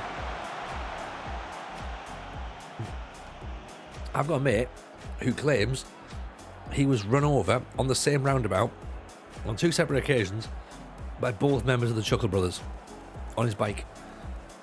Seriously, he says that 2 separate occasions he was ran over on the same roundabout by each individual member of the Chuckle Brothers. I'm calling bullshit on it personally, but I don't know. We'll see. Hello, mad scientist. Welcome to the creator of 90s football in Football Manager. Aguero scores against third-placed Cambridge. Now we're talking. How are you, Mad? Hope you're good, buddy. Pleasure to have you in. Hope you're well. Thank you as well for the 9899 database. Well, lots of people are loving it.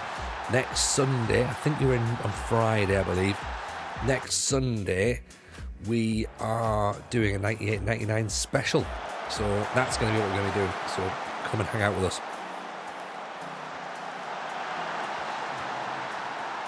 Can't keep that out. Great header, the back post. Like the moon, same European Cup in 88. Oh, of course, yeah, with the whole thingy. MJ, I thought the Chuckle Brothers would follow their main rule: 2 meters to you. Yeah. Well, as I say, I'm not entirely sure it's true. He also claims he was nearly run over by the Queen as well, which that would have been believable because there was a horse race on. But the Chuckle Brothers thing, I'm not really buying it personally. Is it the Universico? I think it might be, actually. It might be the Cambridge-Oxford game. It's the Tony, I believe. We're 2-1 down right now. Full of love. What a great name. Is that a new gen's name? Or is that a real player? Haley into no one. Lennon. Maguire doesn't quite get there.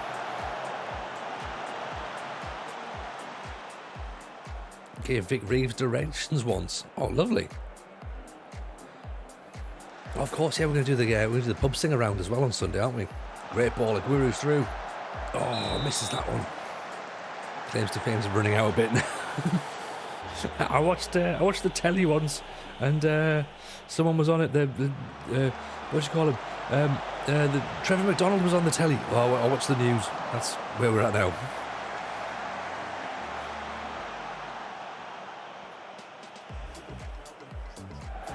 This is Jeremiah as well, that we were almost run over by Kieran Dyer. So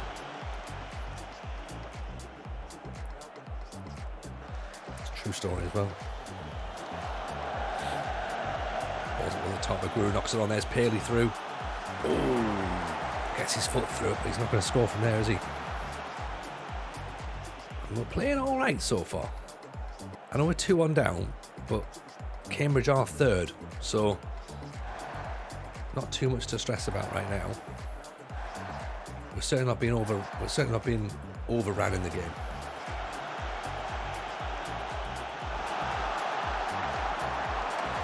Salty went to Old Trafford in the 90s once and met Beckham. It was from about 50 metres away, but still. Well, yeah. I went to a football stadium once. There's loads of them there. Mate, two entire teams worth of players. Could see them all. Oh, and I once played pool with Shane Duffy. Shane Duffy at football.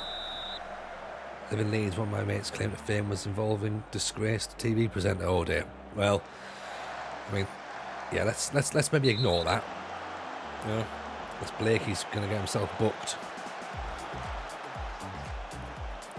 That's from a boy band. Oh, okay. We're on the pitch for Leeds Legends game, and Leeds drew against Cardiff.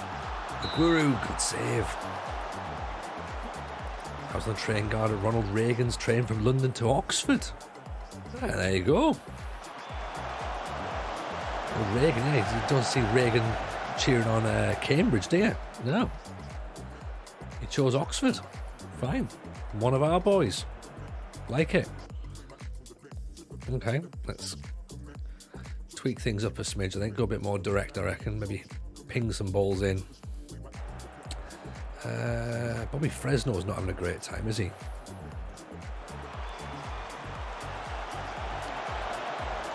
Let's do that a bit. Move things up a smidge. Get Bobby up. A bit more attacking. See if that works for us.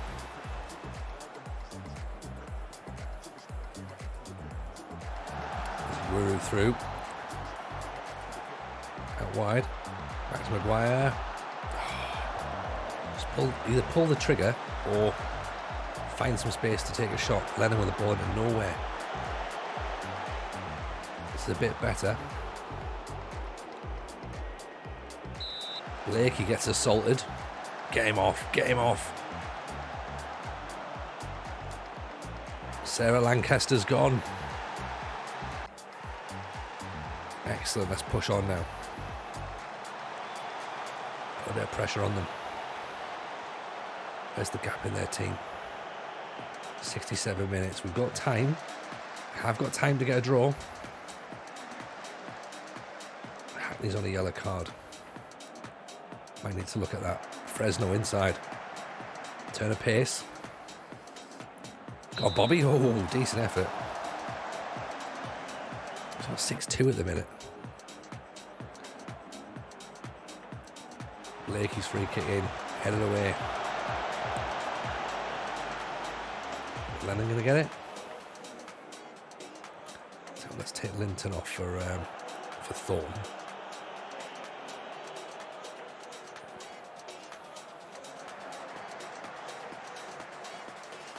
Pull them out a bit. Ruggles. Ruggles is a good name as well. Cambridge have got a fair load of players with decent names, mind. Gardner Hickman. feels like a goal's coming, doesn't it? Doesn't it just? All our way back to the red card as well. Okay. Let's see what we can do. Can we get something out of this? Might be difficult, but maybe. Just maybe. Charlie Lennon's not doing particularly great. Let's put Blenkins up on there. Let's go a bit more direct. Play for set pieces. See if that helps. Baby was mascot for Wolves against West Brom. Walked out with Jackie McNamara. Oh, Jackie McNamara's a good lad. I'm glad he's a nice person. Good ball in. Fresno heads over the top, sadly. Shane Duffy's called Keith Duffy. Oh, okay. Different person. Shane Duffy sounds like a player who plays for Morecambe or something. Obviously no disrespect to anybody who plays for Morecambe, but that's... I presume that most of the team is called Shane Duffy.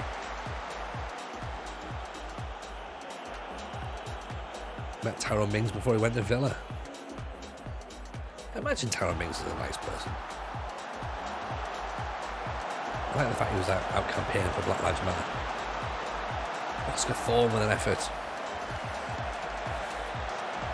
Come on, can we get something?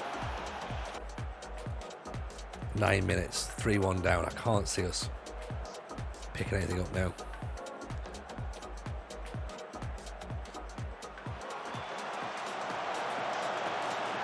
So Fresno, he's not going to score there. I've met Dappy from Endubs. I wasn't expecting Dappy from Endubs being on tonight. But yeah, well played. That'll do.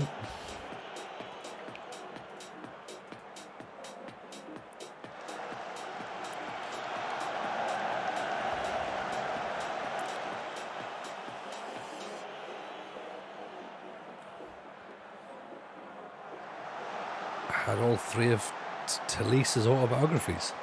I don't even know if that is that code solely. I'm not sure I even know what that really is.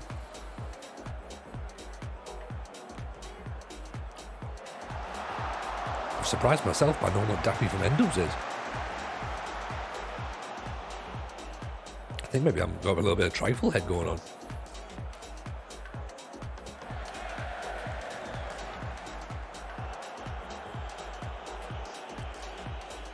Maguire up over the top. Fresno's not going to get there. Maguire. Fresno's gets that one. Oh, not quite. Sadixi, I got told off by a BBC Look North reporter for talking in the background when they're trying to film something. Now we get into it. Sadixi, the troublemaker. Aguero.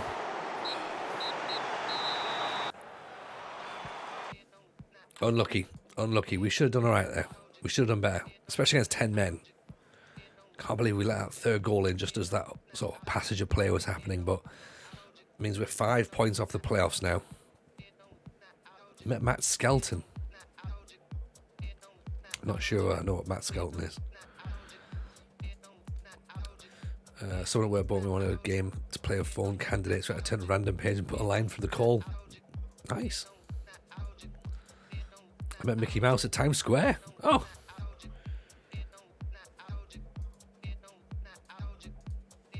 Well, that's pretty good. Mickey Mouse, because that's like Mickey Mouse doing his normal day-to-day business as well. That's not Mickey Mouse at Disneyland. Do you know what I mean?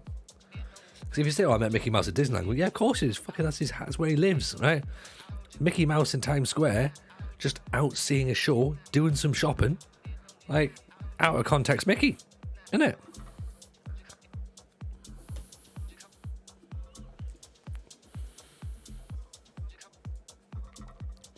I once met Coolio and Denise Van Houten on the same night. Coolio was sound, but Denise seemed like an angry woman.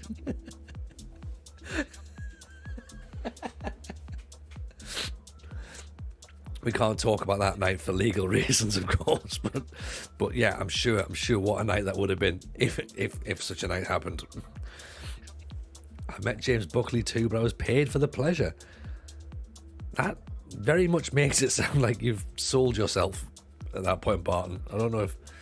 I mean, if you have, well done, respect you for your work and all that sort of stuff, but I'm not sure if it's a phrasing thing or not. James Buckley's he's the in-betweeners lad, isn't he? Is that right? I think I've seen a tiny bit of that, and I'm just... That program's not for me. It's definitely not for me. No, I paid, not he paid me. Oh, okay. So you paid to meet him?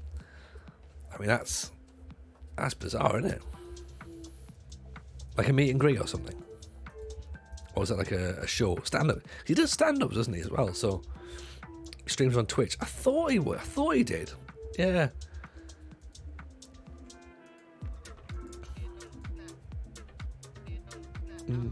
I mean, he seems like a funny person, to be honest. Like, as I say, he does stand up. So I don't want to say by doing stand up means you have to be funny, because hey, I've seen loads of stand ups who aren't funny.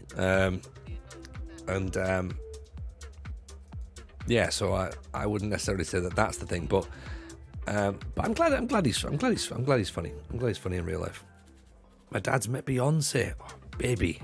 I mean, that's now we've gone to the top tier. Like, this is what we should have been. You can't start with that one. And I'm glad that you didn't sort of like go straight in swinging, going like, oh, I've met Joey Barton, I've met Dennis Wise, my dad's met Beyonce. Like, you want to leave that one to simmer a little bit until you realise that everyone else's claims to fame are a bit shit, and then you're like, dad's met Beyonce, and you're like, yeah, all right, that's pretty good, isn't it? That is pretty decent.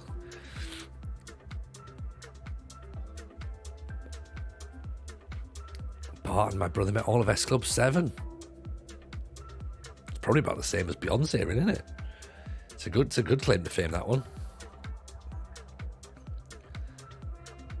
I don't know what I'd do if I met Beyonce. I'd probably just stand there, just like, hi, welcome. It's like Football Manager. I bet she's a fan of Football Manager, Beyonce. I reckon.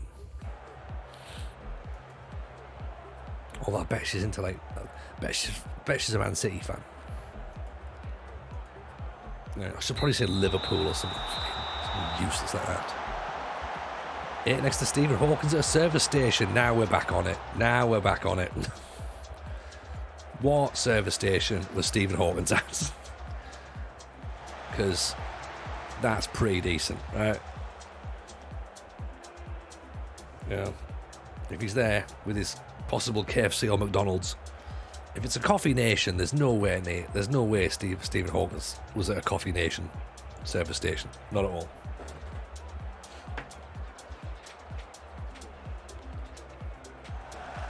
Well, Beyonce's Save Beat. I bet it wouldn't be Build a Nation.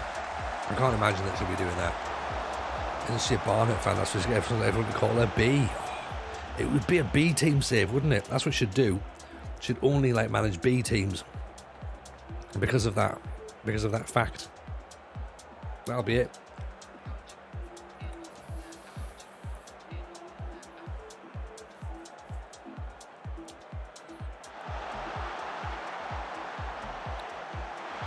Oh, 1-0 down. Not a bad journeyman idea. It's all right actually, isn't it? Now that we say it out loud, it's not a bad shout.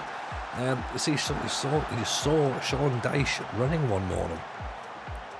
I bet Sean Dyche running was a beautiful sight. I bet Justin Bieber's a cheeky F1 manager fan though. Probably. I'm not 100% sure. I'm not sure I'd know who Justin Bieber is, but I'm going to agree. Dan Snow, David Jason, John Sargent, E4 voiceover guy, the Prince of Wales. Not allowed to meet any of them, in case I didn't behave. You've got a list that you're not allowed to meet. Jesus, Sir Dixie. Seems a bit of a strange. Seems a bit of a different one, doesn't it? Mrs. J, Robbie Fowler was on my plane going to Florida. So Robbie Fowler was also going to Florida, presumably. That's what we've heard from that one. We're a goal down against Crawley. We need to do better than this. What are we going to do? Pretty sure Drake plays League of Legends. I mean, what we're finding out here is that there's an untapped crossover market that we haven't explored. And maybe we should. Yeah, maybe we should start to explore that. What pop stars can we do some sort of Twitch link up with? You heard Mickey Mouse was back from Times Square. Fair play, Mr. J. Soulja Boy playing FM, still one of the weirdest crossovers. That's a good point. That is pretty decent. That was pretty good. Bieber is a code word for maple syrup bottle with an emo boy pony haircut and a cap. That's a lot. It's a big sentence, Raphael. And I hope everyone else in the chat appreciates it, because I still don't understand it. Maybe we shouldn't have a pop star crossover. But that's a good point, actually, as well, because I probably wouldn't recognise any of them. Challenge for the pod: I want you to find the least likely famous FM player. That would be pretty good. Oh, off the underside of the bar. I mean, who would we find? Who could we possibly find that would play FM? It's got to be someone unlikely as well, hasn't it? Like, what options would we be talking about, do you reckon? Let's just win some pizza cups. Let's do that. You don't actually know who Justin Bieber is? No. Why would I need to? How would I know that? Mrs. J, help. Is this famous people? I do need a lot of help with modern references, so you reckon Gino D'Acampo might fancy a Fiorentina save? He sounds like a ready meal manufacturer, Gino D'Acampo. Possibly with a tie-in with Weight Watchers, maybe. Ooh, the new Gino D'Acampo range.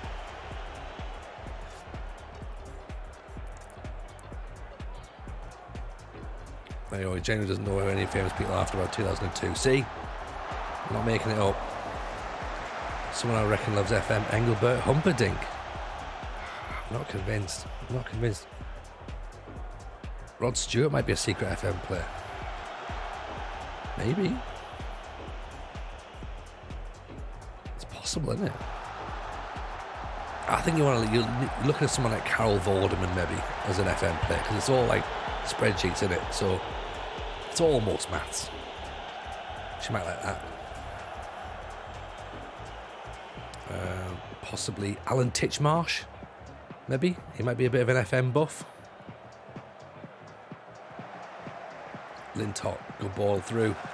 Thorne, Fresno. 3 minutes, 2 minutes. Oh, doesn't look like we're going to get anything here. Going to lose. Crawley are second, so it's not maths, it's narrative. All right, so we need to have writers then. Christopher Biggins could be an FM player. He'll fancy it. He's a better actor, isn't he? Alan Cummings. Alan Titchmarsh doing a Forest Green save, 100%. Yeah, he only manages teams that have references to plants. Nottingham Forest. That'll be another one. Is there a team called Soil FC? The Rock in charge of Macclesfield. There you go. Imagine that. Brilliant. Bonnie Rig Rose, yes. Hearts of Oak. And now we're getting on there. Now we're getting on it. Right. Is there a team called Butternut Squash? Don't think there is. Is there?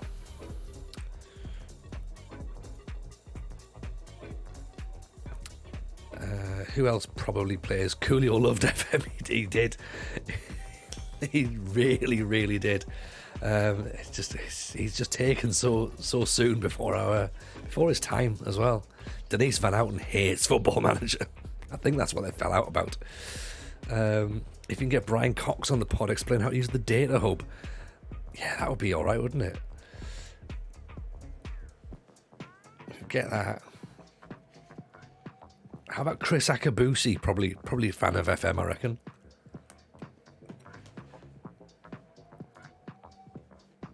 Jet from Gladiators. She'll play FM, 100%. 100%. Dara O'Brien loves FM.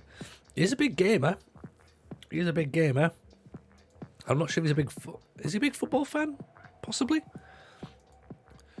But he does like his games, so maybe he would. Arsenal fan. Okay.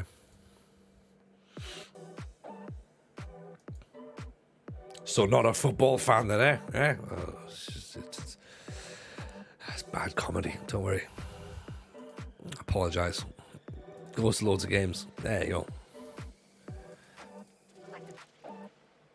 Whose favourites to be relegated? Who's currently sat bottom? I'm going to say, let's just take a guess. Who came with us? I can't even remember who came up with us. Solihull Moors came up with us. There we go.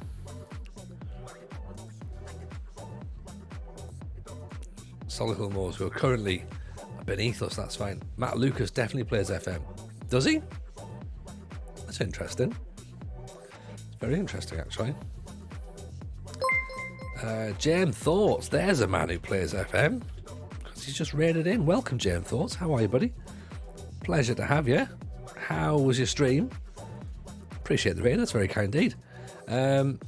Welcome in, Raiders. Welcome. This is the British Steel Challenge. If you're unfamiliar with it, the plan in this challenge is to win everything within England, Scotland, Wales, and Northern Ireland. Game legend, another Oxford streamer. Well, for now, yes, for now we're not locked down with Oxford. There is we can be quite fluid. This is our 5th team, I think it is, of the save right now. So we started at Banbridge Town in Northern Ireland. Then we moved to Portadown, moved to Dungannon, to Linfield, and now we are at Oxford. Grimmy, welcome in, buddy. Back here again, I see. What a shame. Sorry, Grimmy. Terribly sorry indeed. Blame JM. Blame J. He's the fella that's brought you here. You could have escaped and gone to see anybody. Did we win the National League? Yes, we did. We did win the National League, Game Legend. And we won the FA Trophy as well. But things in League 2 are kind of... Well, we're arguing about whether or not it's going well or badly. It's not too bad, to be honest, because we've played 14, won 4, drawn 5, lost 5. Fine, we're like 8 points clear of relegation. We're 5 points behind the playoffs, so we're sort of there or thereabouts. Board are expecting a mid-table finish, top half finish. So we're on track, yeah. Obviously, we want to win the Pizza Cup if we can, or get promoted, or both. That'd be perfect, but we'll have to see what happens. Joe Duffy wanting out. It's a bit of a shame, to be honest, to see him want to go, but there we go. Nelios Bombelios, welcome, of course. Nice to see you in. It's been a while, hasn't it? Getting deja vu here. Nelios and Fat Nige have both been there. They're both following the save that we have from Linfield. They're keeping themselves going, which is very, very exciting to see how they get on with that. Owen Burns wants to move as well. Let's let him go then, because he's not really getting a game. So Pizza Cup is the biggest win, says Forfan out. It's the best trophy. It's the best trophy, the Pizza Cup. Not having this Premier League nonsense. Papa John's trophy, that's the one everyone wants to play for. I want it, you want it, everyone wants it. That's the big one, the biggest one. Papa John's is the Tony Jameson Cup. Yep. Agreed. Absolutely agreed. Remember having a sticker book back in the day in Oxford. We're in the top flight. Oh, I know. It's just, if we can get them back there, then we'll be delighted, won't we? That'll be perfect. But it's going to take a bit of time, I think. It's not to say we can't do it. We might be able to do it, but it's going to take a while. And yeah, it's going to be one of those. We'll see how we get on. Mid-tail after promotion is definitely fine. You're right, Pilgrim. You're right. Appreciate the raid as well, by the way, Pilgrim. It's very, very kind of you. Hope your save was good. Hope life is treating you well. Of course, we've dropped some shout-outs there for Pilgrim, for Grimmy, for JM. Go and drop them all. Go and drop them all a follow. You know you want to. You know you want to. Salty says, Bros have probably got a network game going on. When will I be famous? It's non-league to legend style journey, man. It could be. Yeah, we're currently we've got a discussion going on at the minute of who is the least famous FM player, or the least famous, most famous FM player. So any suggestions, feel free to throw them into the chat. Wolf from Gladiators possibly, only does a Wolves save. Might be a thing. Does anybody know where on the squad registration rules, says the referee, when you can't meet the criteria? I can't continue until I register the squad, but I can't meet all of the criteria. Which criteria are you missing? I guess is the thing. Is it homegrown players? Because that is a problem. What you can apparently do is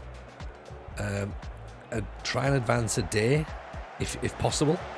Like auto pick and advance a day. That might work possibly. Hello, Breezy. Welcome in. Welcome in, my man. Hope life's treating you well. Appreciate the raid. That's very kind indeed. How's the stream going? How's the how are you getting on? Are you still at West Ham, Breezy, or are you somewhere else? Also, how are you feeling about West Ham at the minute in terms of real life football? Welcome in, by the way, Breezy's chat. My chat, of course. Feel free to drop Breezy a follow.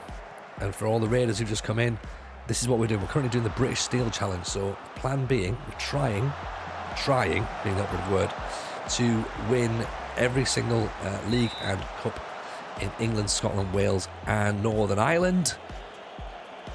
At the minute, we are currently in League 2 with Oxford. We've been in Northern Ireland before. I'll show you what we've done so far. Once this game's finished, we've got a little graphic so you can have a little look at that to see what we've done. But we've won 7 trophies out of 35, which is all right, given the fact that we're now into season 9, so that's just less than a trophy a season. We'll take that. So, you know, we'll see where we get on. That's where we are. The Guru knocks it down, Paley offside apparently. Breezy going great until we lost 3 games in a row, potentially missing out on Europe. Avellino in Italy, nice. Very nice. Avellino's a good save. West Ham are all massive as always, but there you go. See, that's what you want. That's what you want. A man who loves his team. Richie, remove a few players one way around and leave some space. Yes. Yeah, Guru. 13 goals for a man who apparently isn't scoring a lot of goals for us. 13 goals is what we need.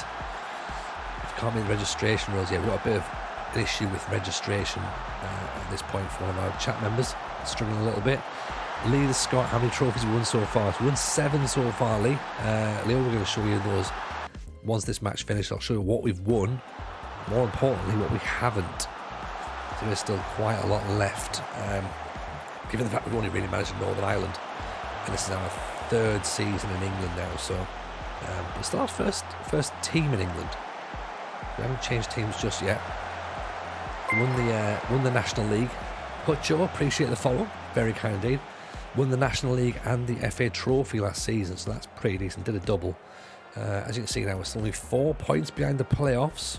Not too shabby for our first game back, our first season back in the Football League. Leo the Scott, appreciate your follow as well. It's very kind. As I say, if you're also brand new, feel free to jump in the Discord as well, by the way, so we've got some updates on the save in there as well. Holidaying, that's what I thought we needed to do. Set the holidaying up. We solved the murder of Coolio last week as well. That was an interesting one. That was on Friday. Denise Van Outen we're unsure whether she's implicated or not. We'll put that video out at some point tomorrow. Denise Van Outen may or may not have killed Coolio, so don't need context. Context will only spoil it. It'll just make it more weird. You'll have to think about it. Just let that sink in for a second. Breezy, no worries at all, man. An absolute pleasure. Appreciate the raid. Very, very kind indeed. And of course, James on his way off to bed as well. Jem, love you as always, mate. Thank you very much for the raid as well. Also, as I say, if you do want to drop these people a follow, then please feel free to do that. Jem and Breezy, lovely, lovely people. Oh. Tony making a YouTube video about his new career direction as a QC. Yeah. Or what's more likely is I will do one video and then I'll struggle to get uploaded for video 2 and 3.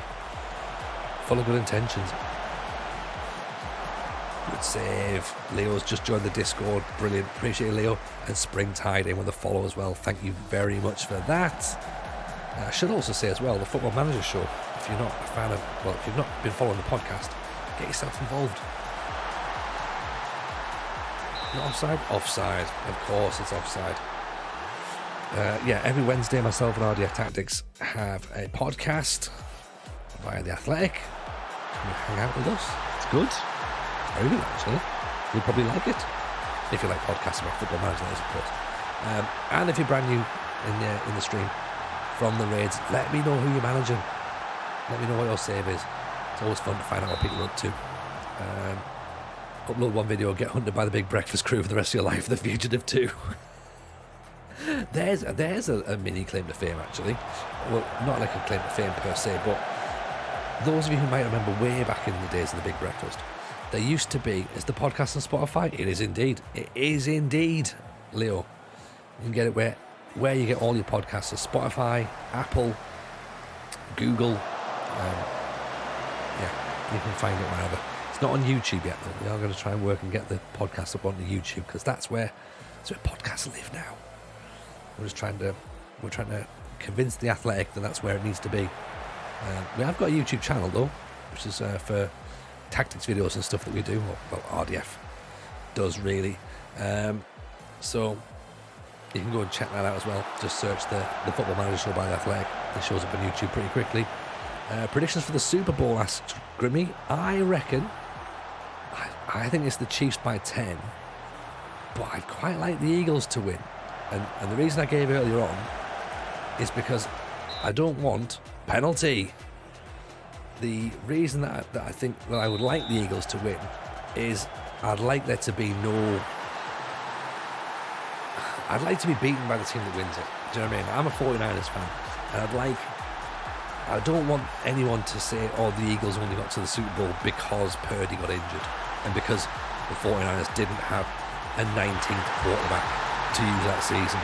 I don't want that. I want the Eagles to have beaten the 49ers. However they beat them, they had to play us on the day. They had to play better than us on the day, and they did that.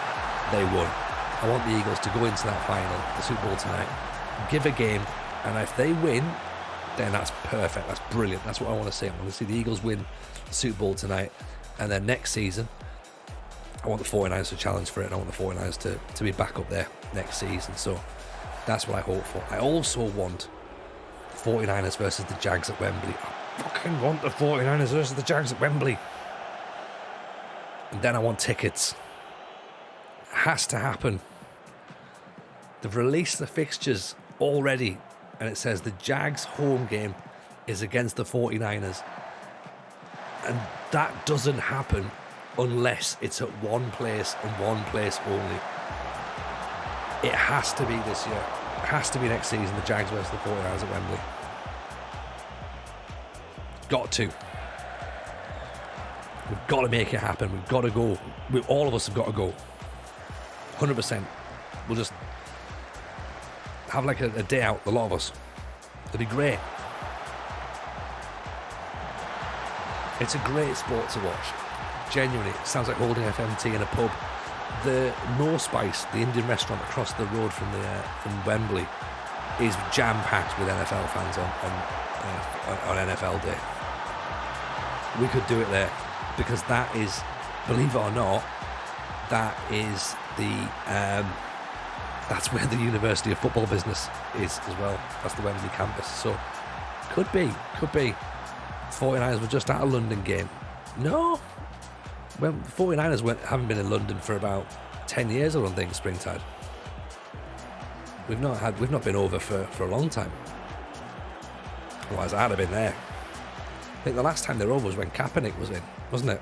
And he had there was that match against, I want to say the Broncos. Might not have been, but it was lashing it down. Absolutely lashing it down.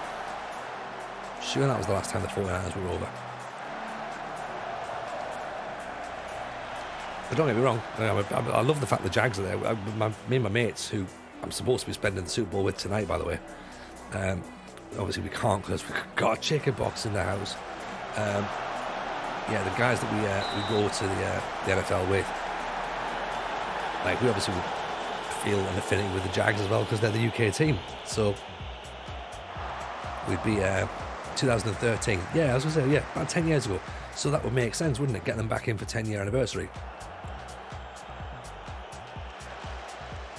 I'll get my Kaepernick jersey out, or I'll buy my Kittle one this year.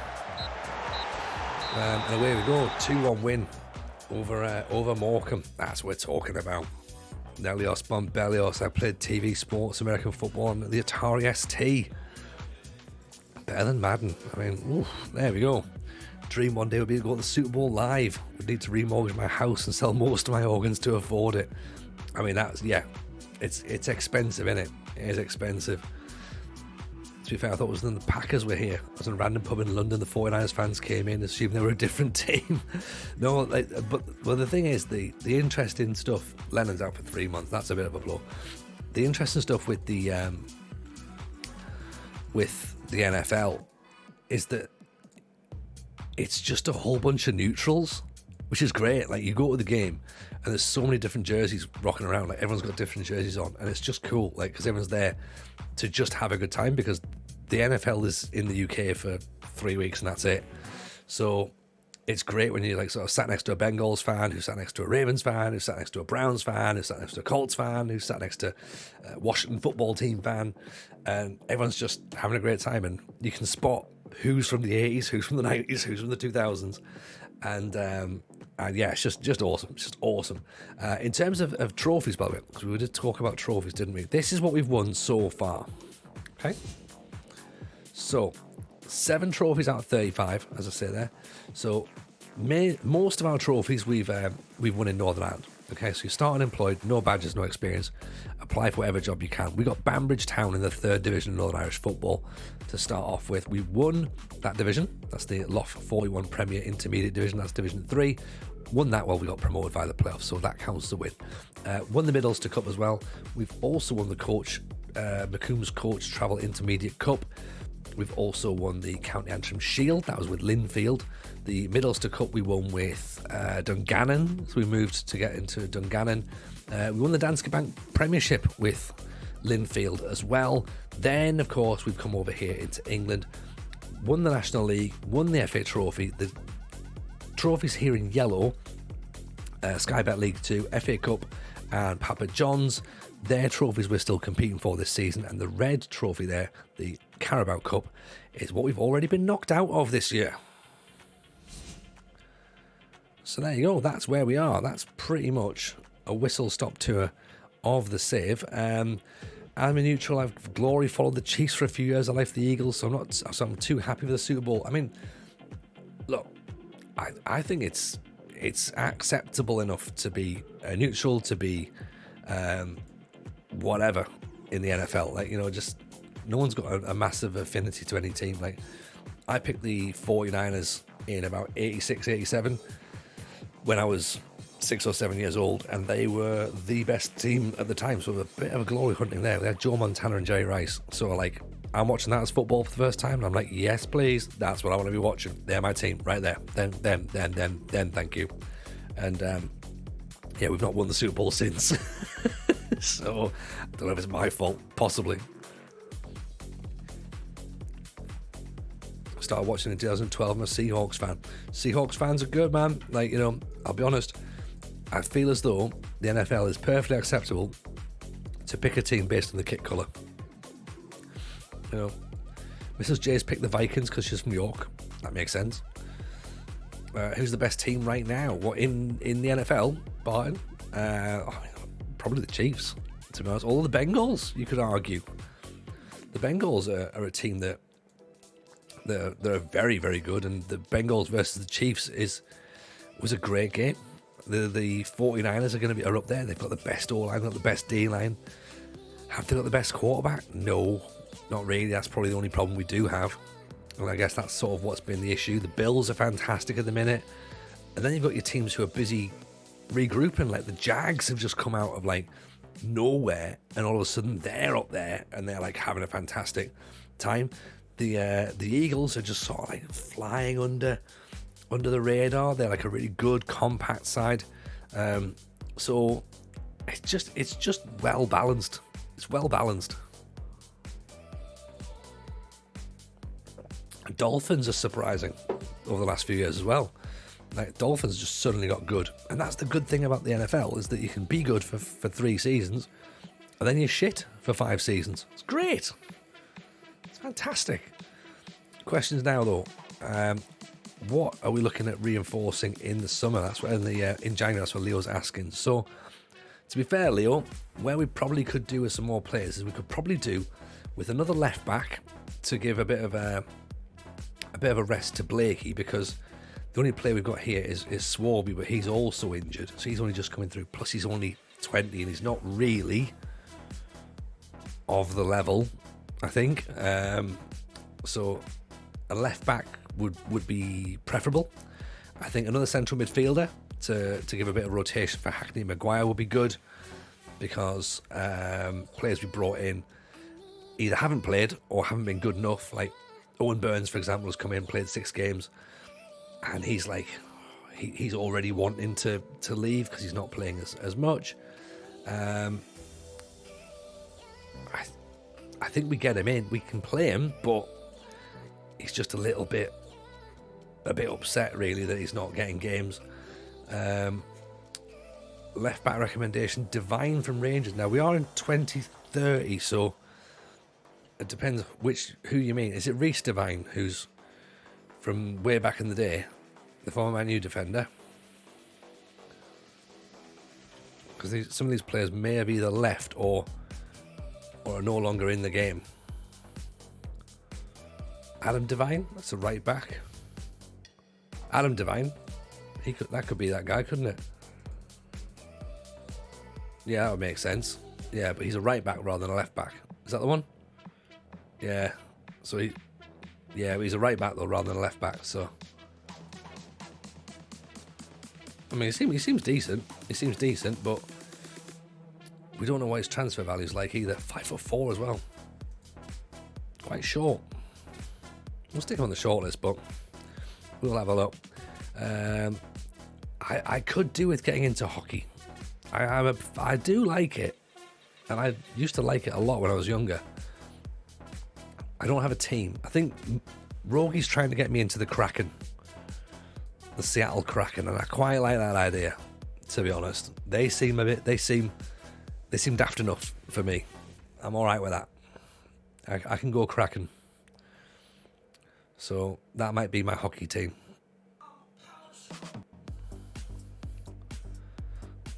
Hockey is pretty much my favourite sport these days. Kraken is a good thing. They're morally good too. That's the thing, Sea Ghost. That's where I think Rogi's sort of like, he sold me the full package on it. He's like, yes, this is what you want. I was like, okay, cool. We're all right with that then. That's good. Sure, Tony, put the 4'5" guy on the shortlist. I know, Rooney. I know. Bless you, mate. How are you, buddy? I saw you pop in earlier, by the way, and I should have shouted you out straight away, so apologies for that. Hope you're well, brother. Hope life is treating you good. We certainly can't put him on the long list, put it that way, can we? You know? So, yes, yeah, badum. Lane Bourne's wanting first team football. I get it, but where does he get that football? Where does he fit in? I say let's go Blues for hockey. Which Blues? Which Blues? Who's the Blues?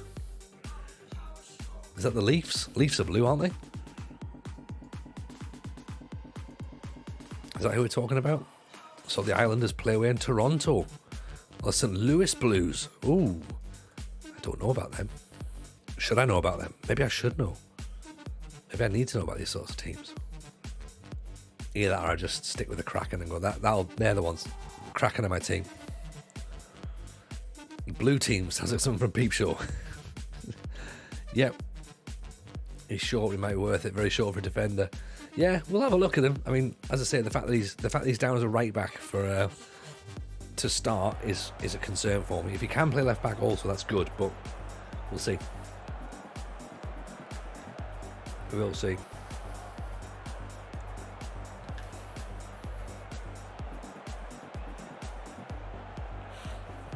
Springtide have hit the Islanders because they play in blue and orange and have a cool logo. Legit reason. 100%. 100% a legit reason. I'm all for that. I'm backing you. Rooney was Sam for a while, hoping to get back streaming next weekend or so. Was in hospital for kidney stone. Oh shit, man. Sorry to hear about that. Blame not streaming and not getting hydrate reminders. Hydrate, there's it. Who's not reminded me to get waters on? Here I am, dehydrating in front of everyone's eyes.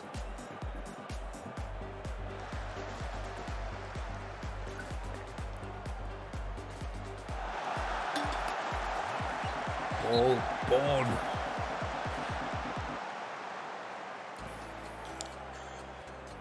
Look at the baseball tickets for the Major League Baseball in London. It's amazing to how. I see baseball, I've never got my head around Ghost. I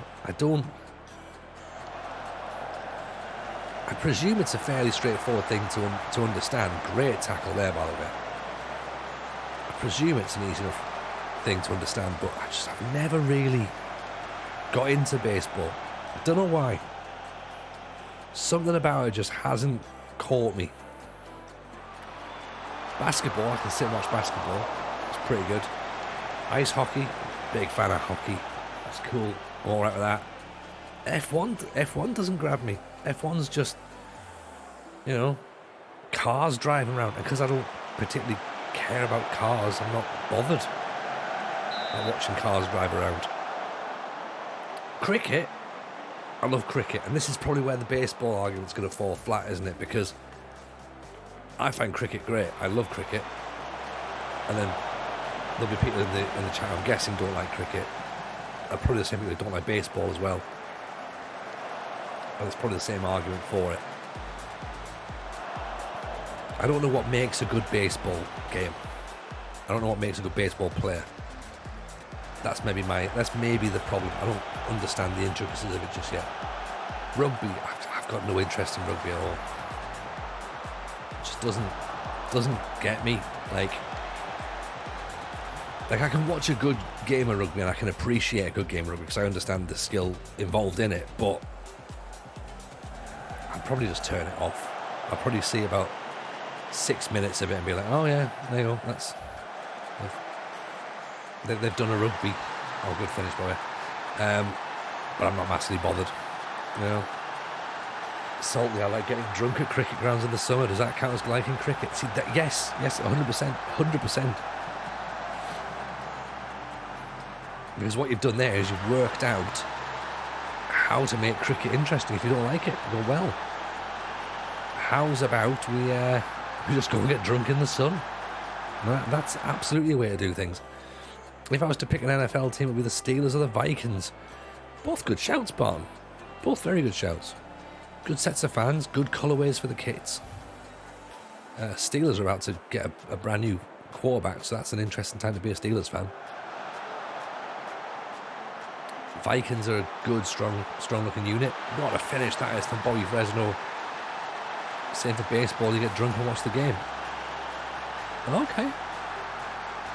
Maybe baseball's the sport for me then. Actually, no, it's not. Keep remembering I'm off the drink, aren't I? It's a dreadful sport.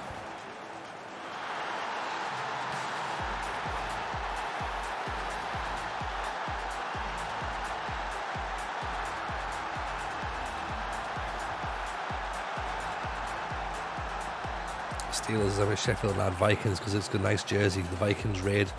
It's one of my favourite times in history. Yeah. See? So that's it.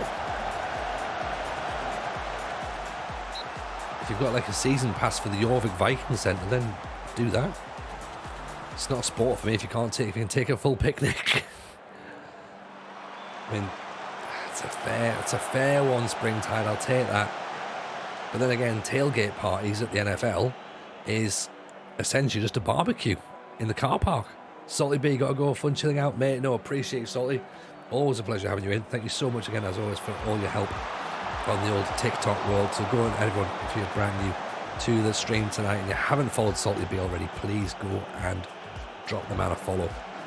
He's definitely worth it. Definitely worth it. Great streamer, by the way. So go and check him out. tailgating is pre-game, cricket is in the game. True. There is that. I guess that's a fair point. How do you watch the NFL in the UK? I'm guessing there's a channel. It's Channel 5, I think, is showing it. Is it Channel 5? It used to be BBC, but I think this year it's on. Actually, no, it might be ITV this year. Most of it's on Sky. Every single Sunday the games are on Sky, the live games are on Sky. But I think it's ITV they've got the catch-up shows on. And then tonight the Super Bowl's on ITV. It's usually on BBC and it's better. And even though I watch the season on Sky, I'll watch the Super Bowl on BBC. Sometimes, unfortunately, that does mean that Vernon Kay is on. But sometimes you have to take the rough with the smooth, don't you? But yeah, it might be ITV tonight. It'll still be good though.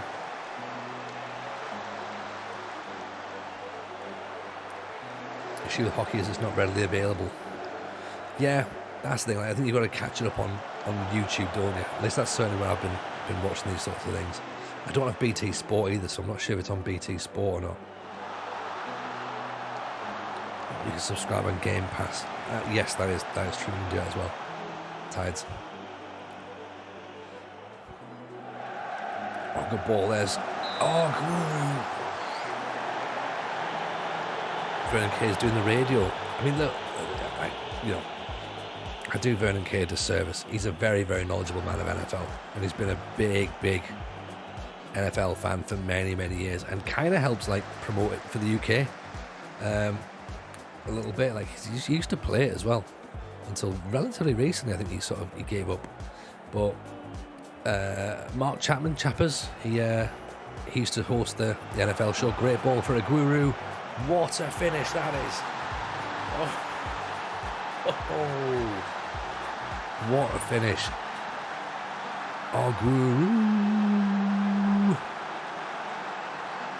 Hockey's a stream pass as well. Games rolls on the evening. East Coast games start at midnight. West Coast is at 3. That's the problem with all American sports, isn't it? The UK timing, like UFC as well. I'm a big fan of UFC. Those pay-per-views don't finish till like 6 in the morning. I think last night's was. Someone was saying. So you ain't getting much sleep if you're gonna watch the UFC. If you're gonna watch it the next day or catch up on it eventually, whenever they decide to put it on Fight Pass. Afternoon games for hockey on a Sunday is odd. Is there such a thing? That's pretty cool. Obviously UK hockey doesn't get any airtime either, which is a bit of a weird one. So I think that would help as well if you actually could get some of the UK games shown. That would definitely help grow the sport. Because I'm going to use a really weird example. It's worked for netball. Like the fact that the games are now televised, it's helped grow more attendances in those games. Just by being visible. And I presume the WSL is going to be exactly the same, because I've been watching a few of their games recently over the weekend as well. So it's and again, it's just been great. Really good to watch different sports now taking getting that airtime that they need. Bobby Fresno, what a finish that is. 3-1. Oh, here we go. Super Bowl's on until 4. Maybe the sport isn't for me, but give it a run, Barn. The thing is, everyone thinks that American football is really complicated. It's not. Like, the easiest way to describe American football is you have 4 goes to get the ball 10 yards. And if you don't get 10 yards in 4 goes, the other team have a go, right? So usually after 3, if they haven't done it, they'll kick it, right? And Guru makes it 4. We are absolutely trouncing Notts County here. Incredible result. So you usually kick it on the 4th, unless it's like a really short. So you'll say like 3rd and 5, and it's like 3rd goal with 5 more yards to get. Essentially, that's what it's like. When you score your touchdown and you get a chance to have another point, or you can do and you just kick it, or you can have another play and then you can maybe get 2 points. when you think of it, when you think of American football, it's just American rugby. I think it's, well, maybe I'm doing rugby a disservice, but I think it's a lot more technical than rugby. I think American football is, think about it like a bunch of set plays, a bunch of really intricate set plays. Every single thing that you do, the quarterback calls the play, is all pre-designed. Everyone runs in a specific motion. There's a design upon whether they're going to pass the ball, whether they're going to run the ball, whether the quarterback's going to run the ball, whether the quarterback's going to hand the ball off for someone else to throw it.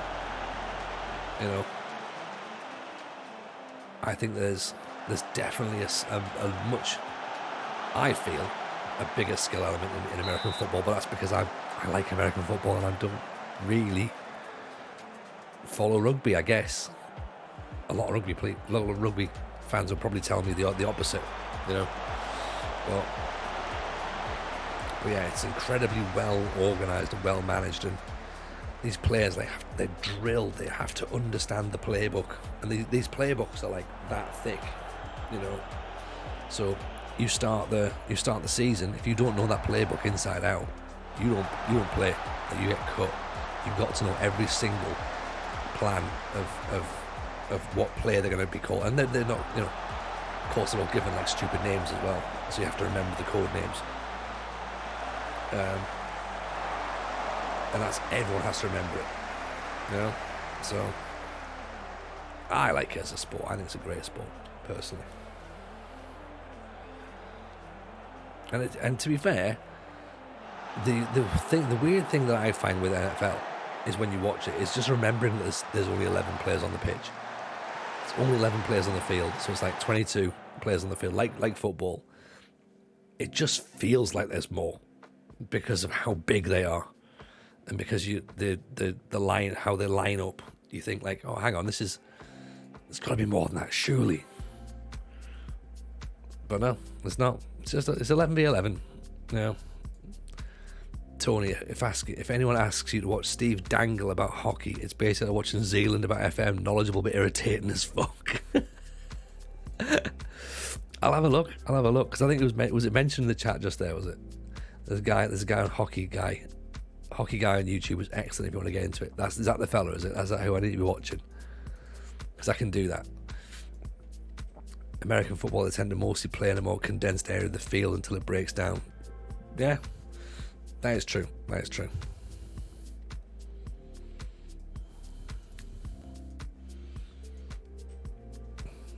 I'm a big fan though.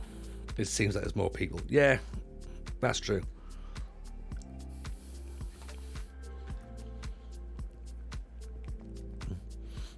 I think as well, when you realise just how big the squads are, is everyone's obviously stood on the field as well, on the sidelines. That's when you realise just how big it is. So Darlington want Gilbert. Are Darlington in the league below us? That's fine. Okay, a little short loan, I think. Are we doing the playoffs trophies? Yes. So basically any trophy. Cackness, appreciate the follow. Very kind. So basically any promotion counts as a trophy as well. So it would be unfair. The way the challenge is devised, it will be unfair for you to get promoted in second, for example, and then say, but you didn't win the league, so you're not getting that as a trophy. Or if you win the playoffs and then going, it's not a real trophy. The trophy basically counts as a promotion. So if you get promoted, you tick that off. So we can finish fourth, for example, here, win the playoffs, we'll tick that off as a promotion. If we finish second or third, we'll tick that off. Or of course, the same as if we win the league. All of which are absolutely possible at this point still, because we're still only 2 points off the playoffs. And we start the stream going, we're not entirely sure if this is going well or badly. And we're very much in touching distance. You know, little distraction here with the FA Cup. Dorchester. Then we've got the Papa Johns against Coventry. So I have to consider working out whether or not we rest players or rotate players at that point.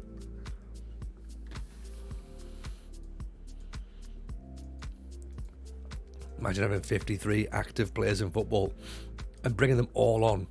Every single player, just changing them around. You know, that's what I like about it as well. Like the fact that as a sport, there's a position for every person. Like whether you're athletic, whether you're just big and strong, whether you're just a good kicker, there's literally a position for anybody. Anybody can play American football, really. Raphael, problem I face with American football is I just don't get to see that much of it. American times for live matches are impossible for us Europeans, and the American football played around here is abysmal in comparison. With basketball, we at least have a semi-decent version of it in Europe. True, but I mean, you could argue you could watch the Sunday night. There's always games on Sundays, so you can watch the early Sunday game. The late Sunday game I tend not to see. I tend to watch the highlights of that during the week. But the highlights packages during the week are pretty good, and it condenses a lot of it out. So some of the stuff that you don't necessarily understand or need to see, then yeah, that's all gone. You know, out of the South Korean footballers, Aussie rules, players can find kicker, punter roles in the NFL. Yeah, exactly. There's so many different ways of doing it, and we're now seeing Europeans go into the NFL as well, which is cool because that wasn't a thing before, and yeah, I think it's great. I genuinely think that as a sport, I'm very, very excited by it. It's just great to watch. You know, hockey and basketball is non-stop apart from timeouts. Is it more stop-start than football though? I guess that's the question, isn't it? Like, I wouldn't necessarily say it's more stop-start than that. I would say it's probably there or thereabouts. Well, but I don't know. NFL is more stop-start than NHL. Probably. It probably is, but as I say, I don't think it's as stop-starty as you maybe think it is. It maybe seems that way because obviously they always cut back to the studio whenever there's a timeout or whenever there's a break in play. Like every time a play stops, they'll go back to the studio for analysis. So it feels like, of course, that you're constantly stop-starting. I understand that. But I don't necessarily think that it's... Particularly when you're there, you don't notice it as much. You know?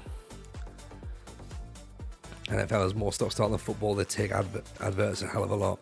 They do, but it's... If you think about the amount of time that the ball's in play in football, you get 60 minutes out of 90 minutes. Well, no, you don't even get that. You have 45 minutes or whatever out of 90 minutes. At least with NFL, the ball's always in play. So the games probably last about 2.5 hours, 2 hours. But this is a little bit please like my sport. Maybe it is. This is a little bit... This is the same as everyone who was trying to bang on about the Premier League earlier, going, Premier League's great. And I'm like, no, it's not. NFL's great. Yeah. Everyone can like whatever they want. Let's have it like that, shall we? We're all friends to a certain degree. Yeah. As I say, if someone can explain baseball to me and make this one sound good, then I'm all ears. Won't be long before VAR checkers in like a nice Coca-Cola ad break. Yeah. It's just the fact that no one sponsors it just yet. If you don't like NFL, the mods will ban you. It seems totally fair. Seems totally fair.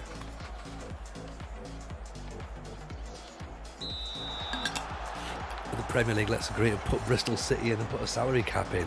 I'm with you on the salary cap, Spring. I'm with you on the salary cap. I don't think Premier League I'm not interested in at all.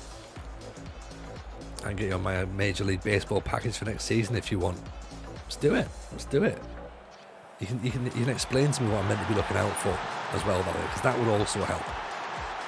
As I say, I think coming in with a little bit of no knowledge is a concern, because if I don't know what I'm looking for as to what's a good baseball game or baseball performance, then that's going to be an issue.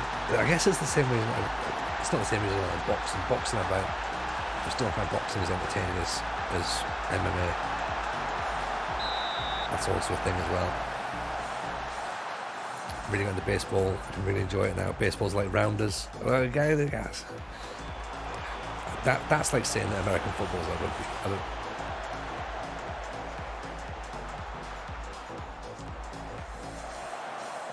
The more time goes along, the more I despise the way football's going. Yeah, oh, Spring, you're in the right place. You're in the right place if that's how you feel. Hello, Kang, by the way, welcome in as well. Nice to see you, by the way. So, of course, if you're brand new and you're not in Discord, come and join us in the Discord as well, by the way. I'm going to brush on my J League knowledge. We all love the J League. I started watching all their highlights at the start of last season. I got back into the J League again. I was just like, the J League. Love the J League. Can't wait for it to start back up again. I even started watching the Indonesian League last year because of our save on FM. So I started watching more Asian football, which was fantastic, to be honest. Very, very different. And of course, I watched loads of Scandinavian football because of the link up we had with Odd at the time as well. So yeah, basically it was very much anything but the Premier League, and I guess we kind of continued that along this year. So yeah, the more outlandish we can get, the better.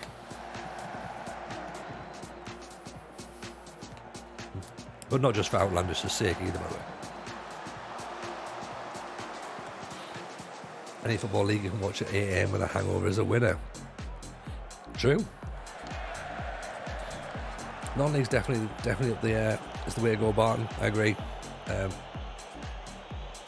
Thing is, I think even in York though, I don't know, York are non-league and Scarborough non-league.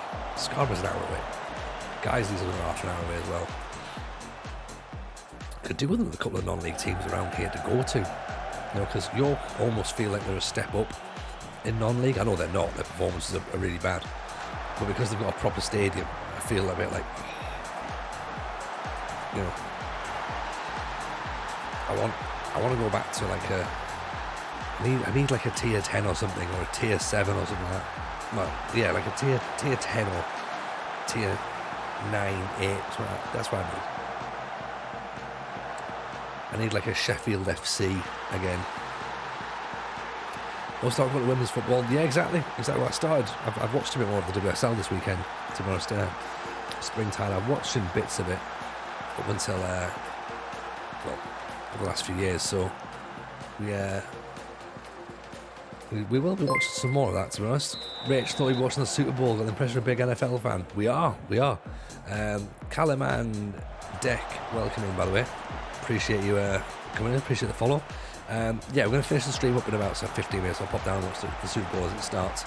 Yeah, I was meant to be out with my out with my mates. We've got an Airbnb and everything, but unfortunately we're having a house of chicken pox. It's not ideal, so we'll pop ourselves down and watch some of the game. I'm probably going to have to watch the rest of it tomorrow, sadly, and play catch up on it, but yeah, it should be good. I'm looking forward to it. Can I have some tips on how to win games? I'm in League One Notts County. I mean, you have come to the wrong stream. Callum, you've definitely come to the wrong stream. If you're coming for winning games tips, it's just trial and error. Trial and error is the only way to do it. That's the way to do it. If that's not working, you know, you don't have the patience to try and fix it yourself, then it's downloaded tactics time, isn't it?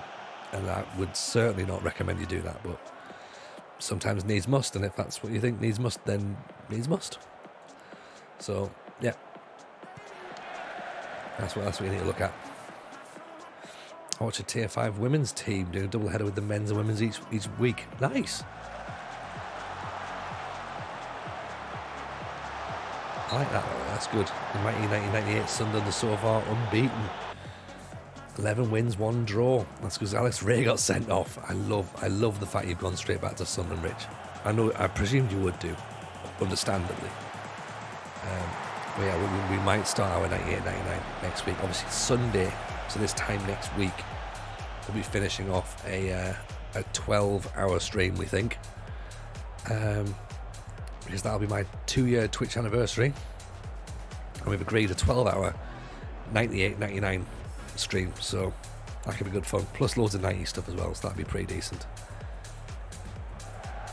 Eagles fumbled on the opening play. Oh, Oh dear.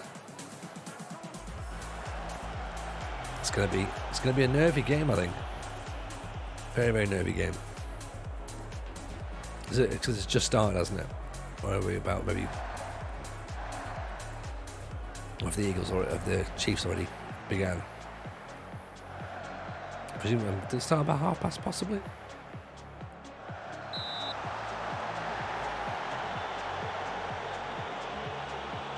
Just kicked off. Excellent. Excellent.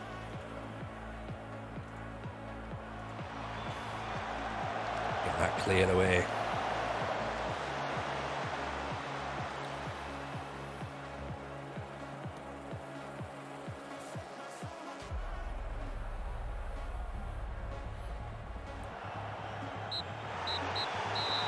Get that 3-0. That'll do. Against Dorchester. Keeps us in the FA Cup, of course. So we move ourselves on from that. Takes us to the second round. Can we win the FA Cup? Maybe. I doubt it, but we'll certainly try. Darryl Strawberry got his debut, his professional debut, so that's exciting. Darryl. Coventry and the Papa Johns. We'll play the Coventry game, then we'll raid and I'll go and watch some Super Bowl, I think. That's what I think the plan is right now.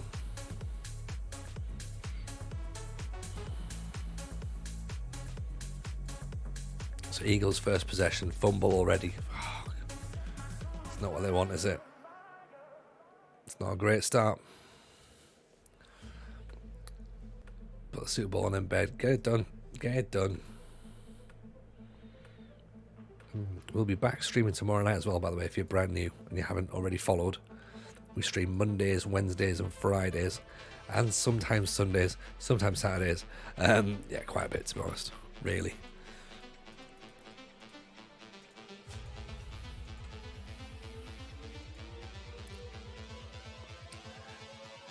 Going off the colour, I'll be cheering for the Greens. There you go.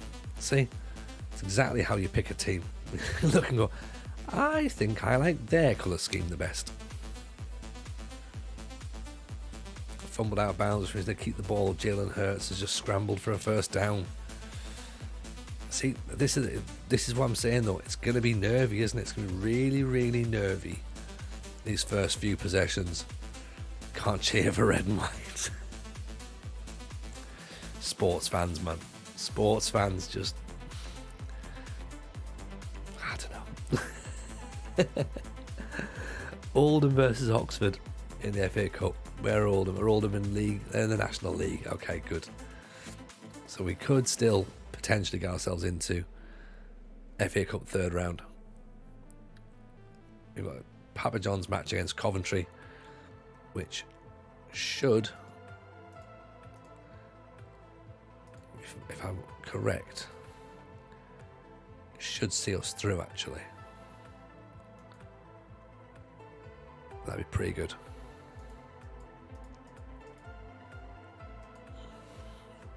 I'll scratch my eye actually.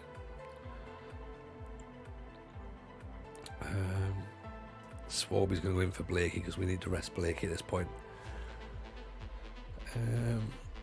Bourne's coming out for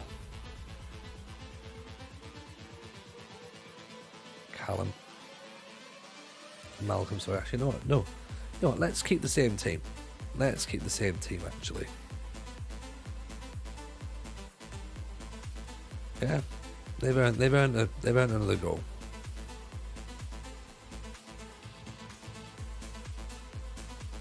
Even Jebaru, how are you, pal? Welcome in. Hope life's treating you good. We'll have our last match of the stream tonight. Final match. A draw should be enough, apparently. Southern knocking out of the playoffs. Arsenal beating us in both cup finals. Yeah. Okay, I get that. Plus, of course, Sheffield United, I guess, as well.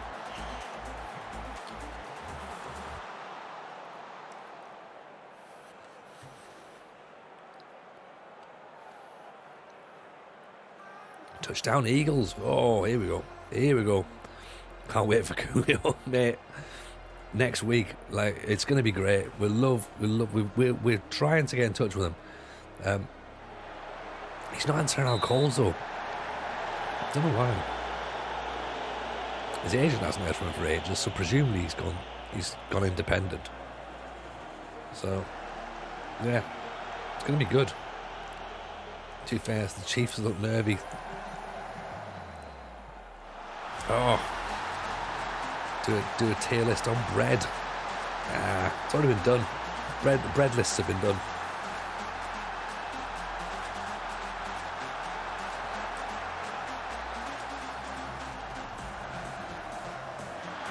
1-0 Coventry at this point. I got some praise and hatred for it on Twitter. Yeah, of course, because there's idiots on Twitter, Jebru. That's why.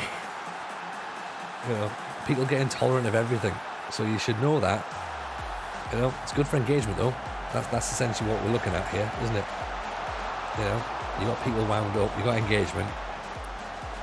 You wonder why people get so angry about bread though. It's not like it's an official like ranking either. Like, you know, that person's bread is now like sort of dropped to the lowest possible rankings of bread. Apparently I can't judge bread because I'm not French. I mean, that's a very, very interesting way of doing it, isn't it?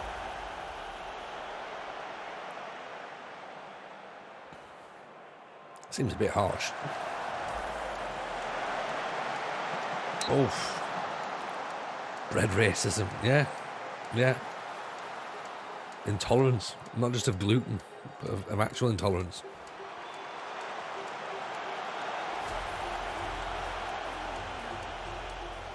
Yeah, Rich, pleasure having you in. It's always nice to see you. We'll catch you, I'm guessing, during the week. As I say, we're back in tomorrow as well, so enjoy the Super Bowl.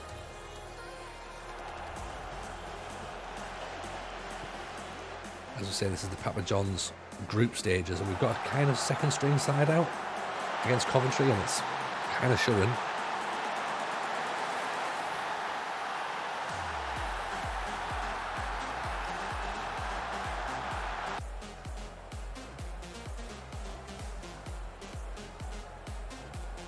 Four objects shot down now.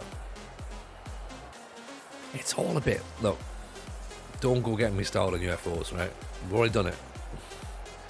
But it's very interesting. Very, very interesting.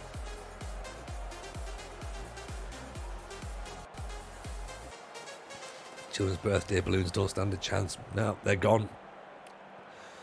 Just, you had your moment and away. Matt Blair going off as well. No, appreciate you, Matt. Pleasure to have you in as always, of course. Fourth octagonal object shot down. Nice. I'm all for it. Literally, like, just sign me up to it. Bring me some goddamn aliens. That's all I'm after. Is that too much to ask? Bring me some aliens.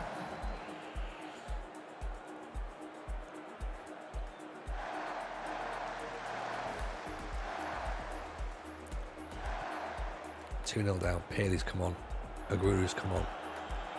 I have to go 4-4-2.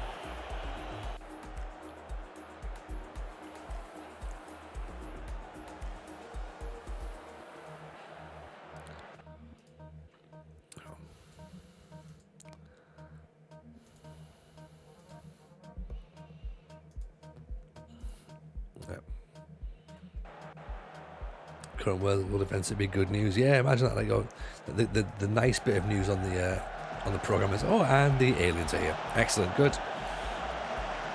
Here's Denise with the weather, not Van Houten, of course. Paley, Aguiru, offside, I think. Yeah. He's not getting that one, is he?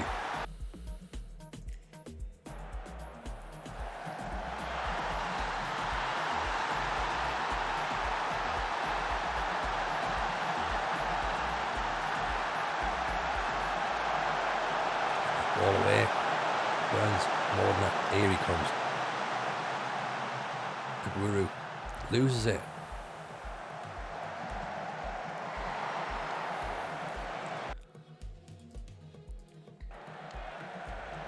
Denise is probably out mingling with 90s rappers. Yeah. Bet she is. Bet she is. It's her thing, innit? Or not. We don't know. Don't know for definite. Still no confirmation. Bit like Mozza, yep. Brown. Back to Westwood. Build up from the back again. I'm not really sure that we're set up to offer anything. Yeah. Oof. Good hit there. How they're set? They're just 4-4-2. How can we not?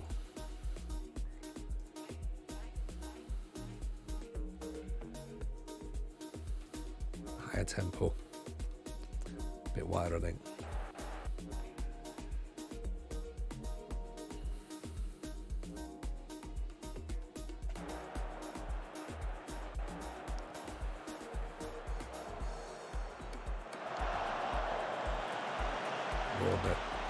Haley free kick, surely.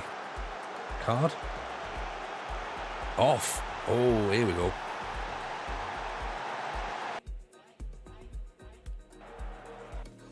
Now. Let's go. One of the best things about Super Bowl is the ads and talking shit about the halftime show. Yeah, what is the halftime? Is it Rihanna this year, I think? It's the halftime show. So... And again, Q, of course, all the Twitter going, oh, this is like having status quo at the FA Cup final. Yeah, we're making the FA Cup final better.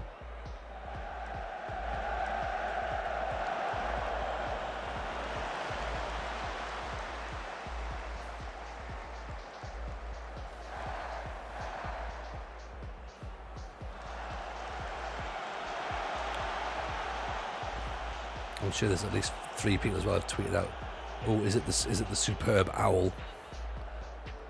What makes this ball so super anyway? Some people's power is just shite.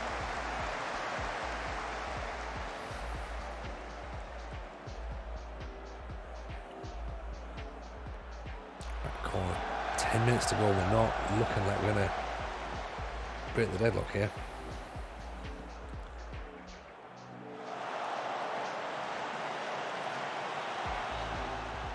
Blenkinsop gets in. Nice. Paley looks up, back to Blenkinsop. Oh, good, it's over the top. Oh dear.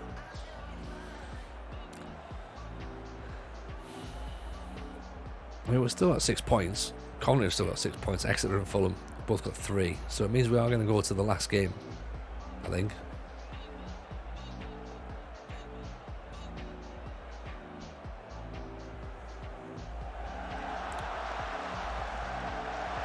I know it's our second string. We have been beaten 2-0, but we did put up a bit of a fight in the second half when we were 2-0 down. So, still sat near the top, so we're all right. Okay, and we've qualified, so that's fine as well. Good, that's what we want to do. Let's have a quick little check and see who we might face in the next round. Do we know? Was that not part of the thing?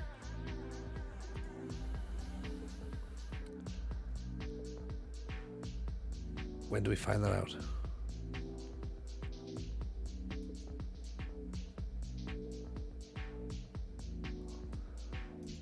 Let's see. Crystal Palace under 21s. Okay, so Palace under 21s, Chelsea under 21s are still left. Brighton, Arsenal, Tottenham. Still a few teams in there. What's that? Second round. Southern section as well. Second round, third round, and then it goes to final, I presume, maybe. We'll see. Scolari, have you had a crack at the Hogwarts game yet? No. Not watched the Harry Potter films. So, no, not for me, I'm afraid. Lots of people seem to be playing it, which is a good thing. But yeah, not one for me. 33 love the NFL. One thing always irritates me how they call the winners the world champions. I mean, 'cause they are the world champions. You know, touchdown Chiefs, right? Okay, game's picking up now. So I guess that's probably our call then. I'm gonna go and find out. I'm gonna go and get caught up actually on the NFL. That's what we're gonna do. So let's go and drop a raid, shall we? Who looks like they're having a bit of fun? Who's got something that's reasonably interesting on the go?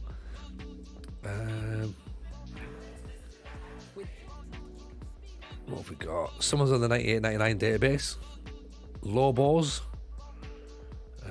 Just an old gamer getting reactions daily whilst having some outstanding patter. I mean, it's outstanding patter. Does he really have outstanding patter? He's Scottish, so we can go and give him some love. He's not been on for very long. He's doing the 9899 database, so that could be quite good fun, to be honest. Yeah, drop in there. Go and let's hang out for a bit and watch the NFL. See you all tomorrow. Thank you very much for all love and support. Take it easy. Catch you in a bit.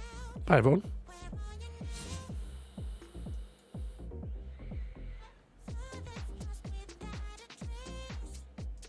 It's very kind, decent.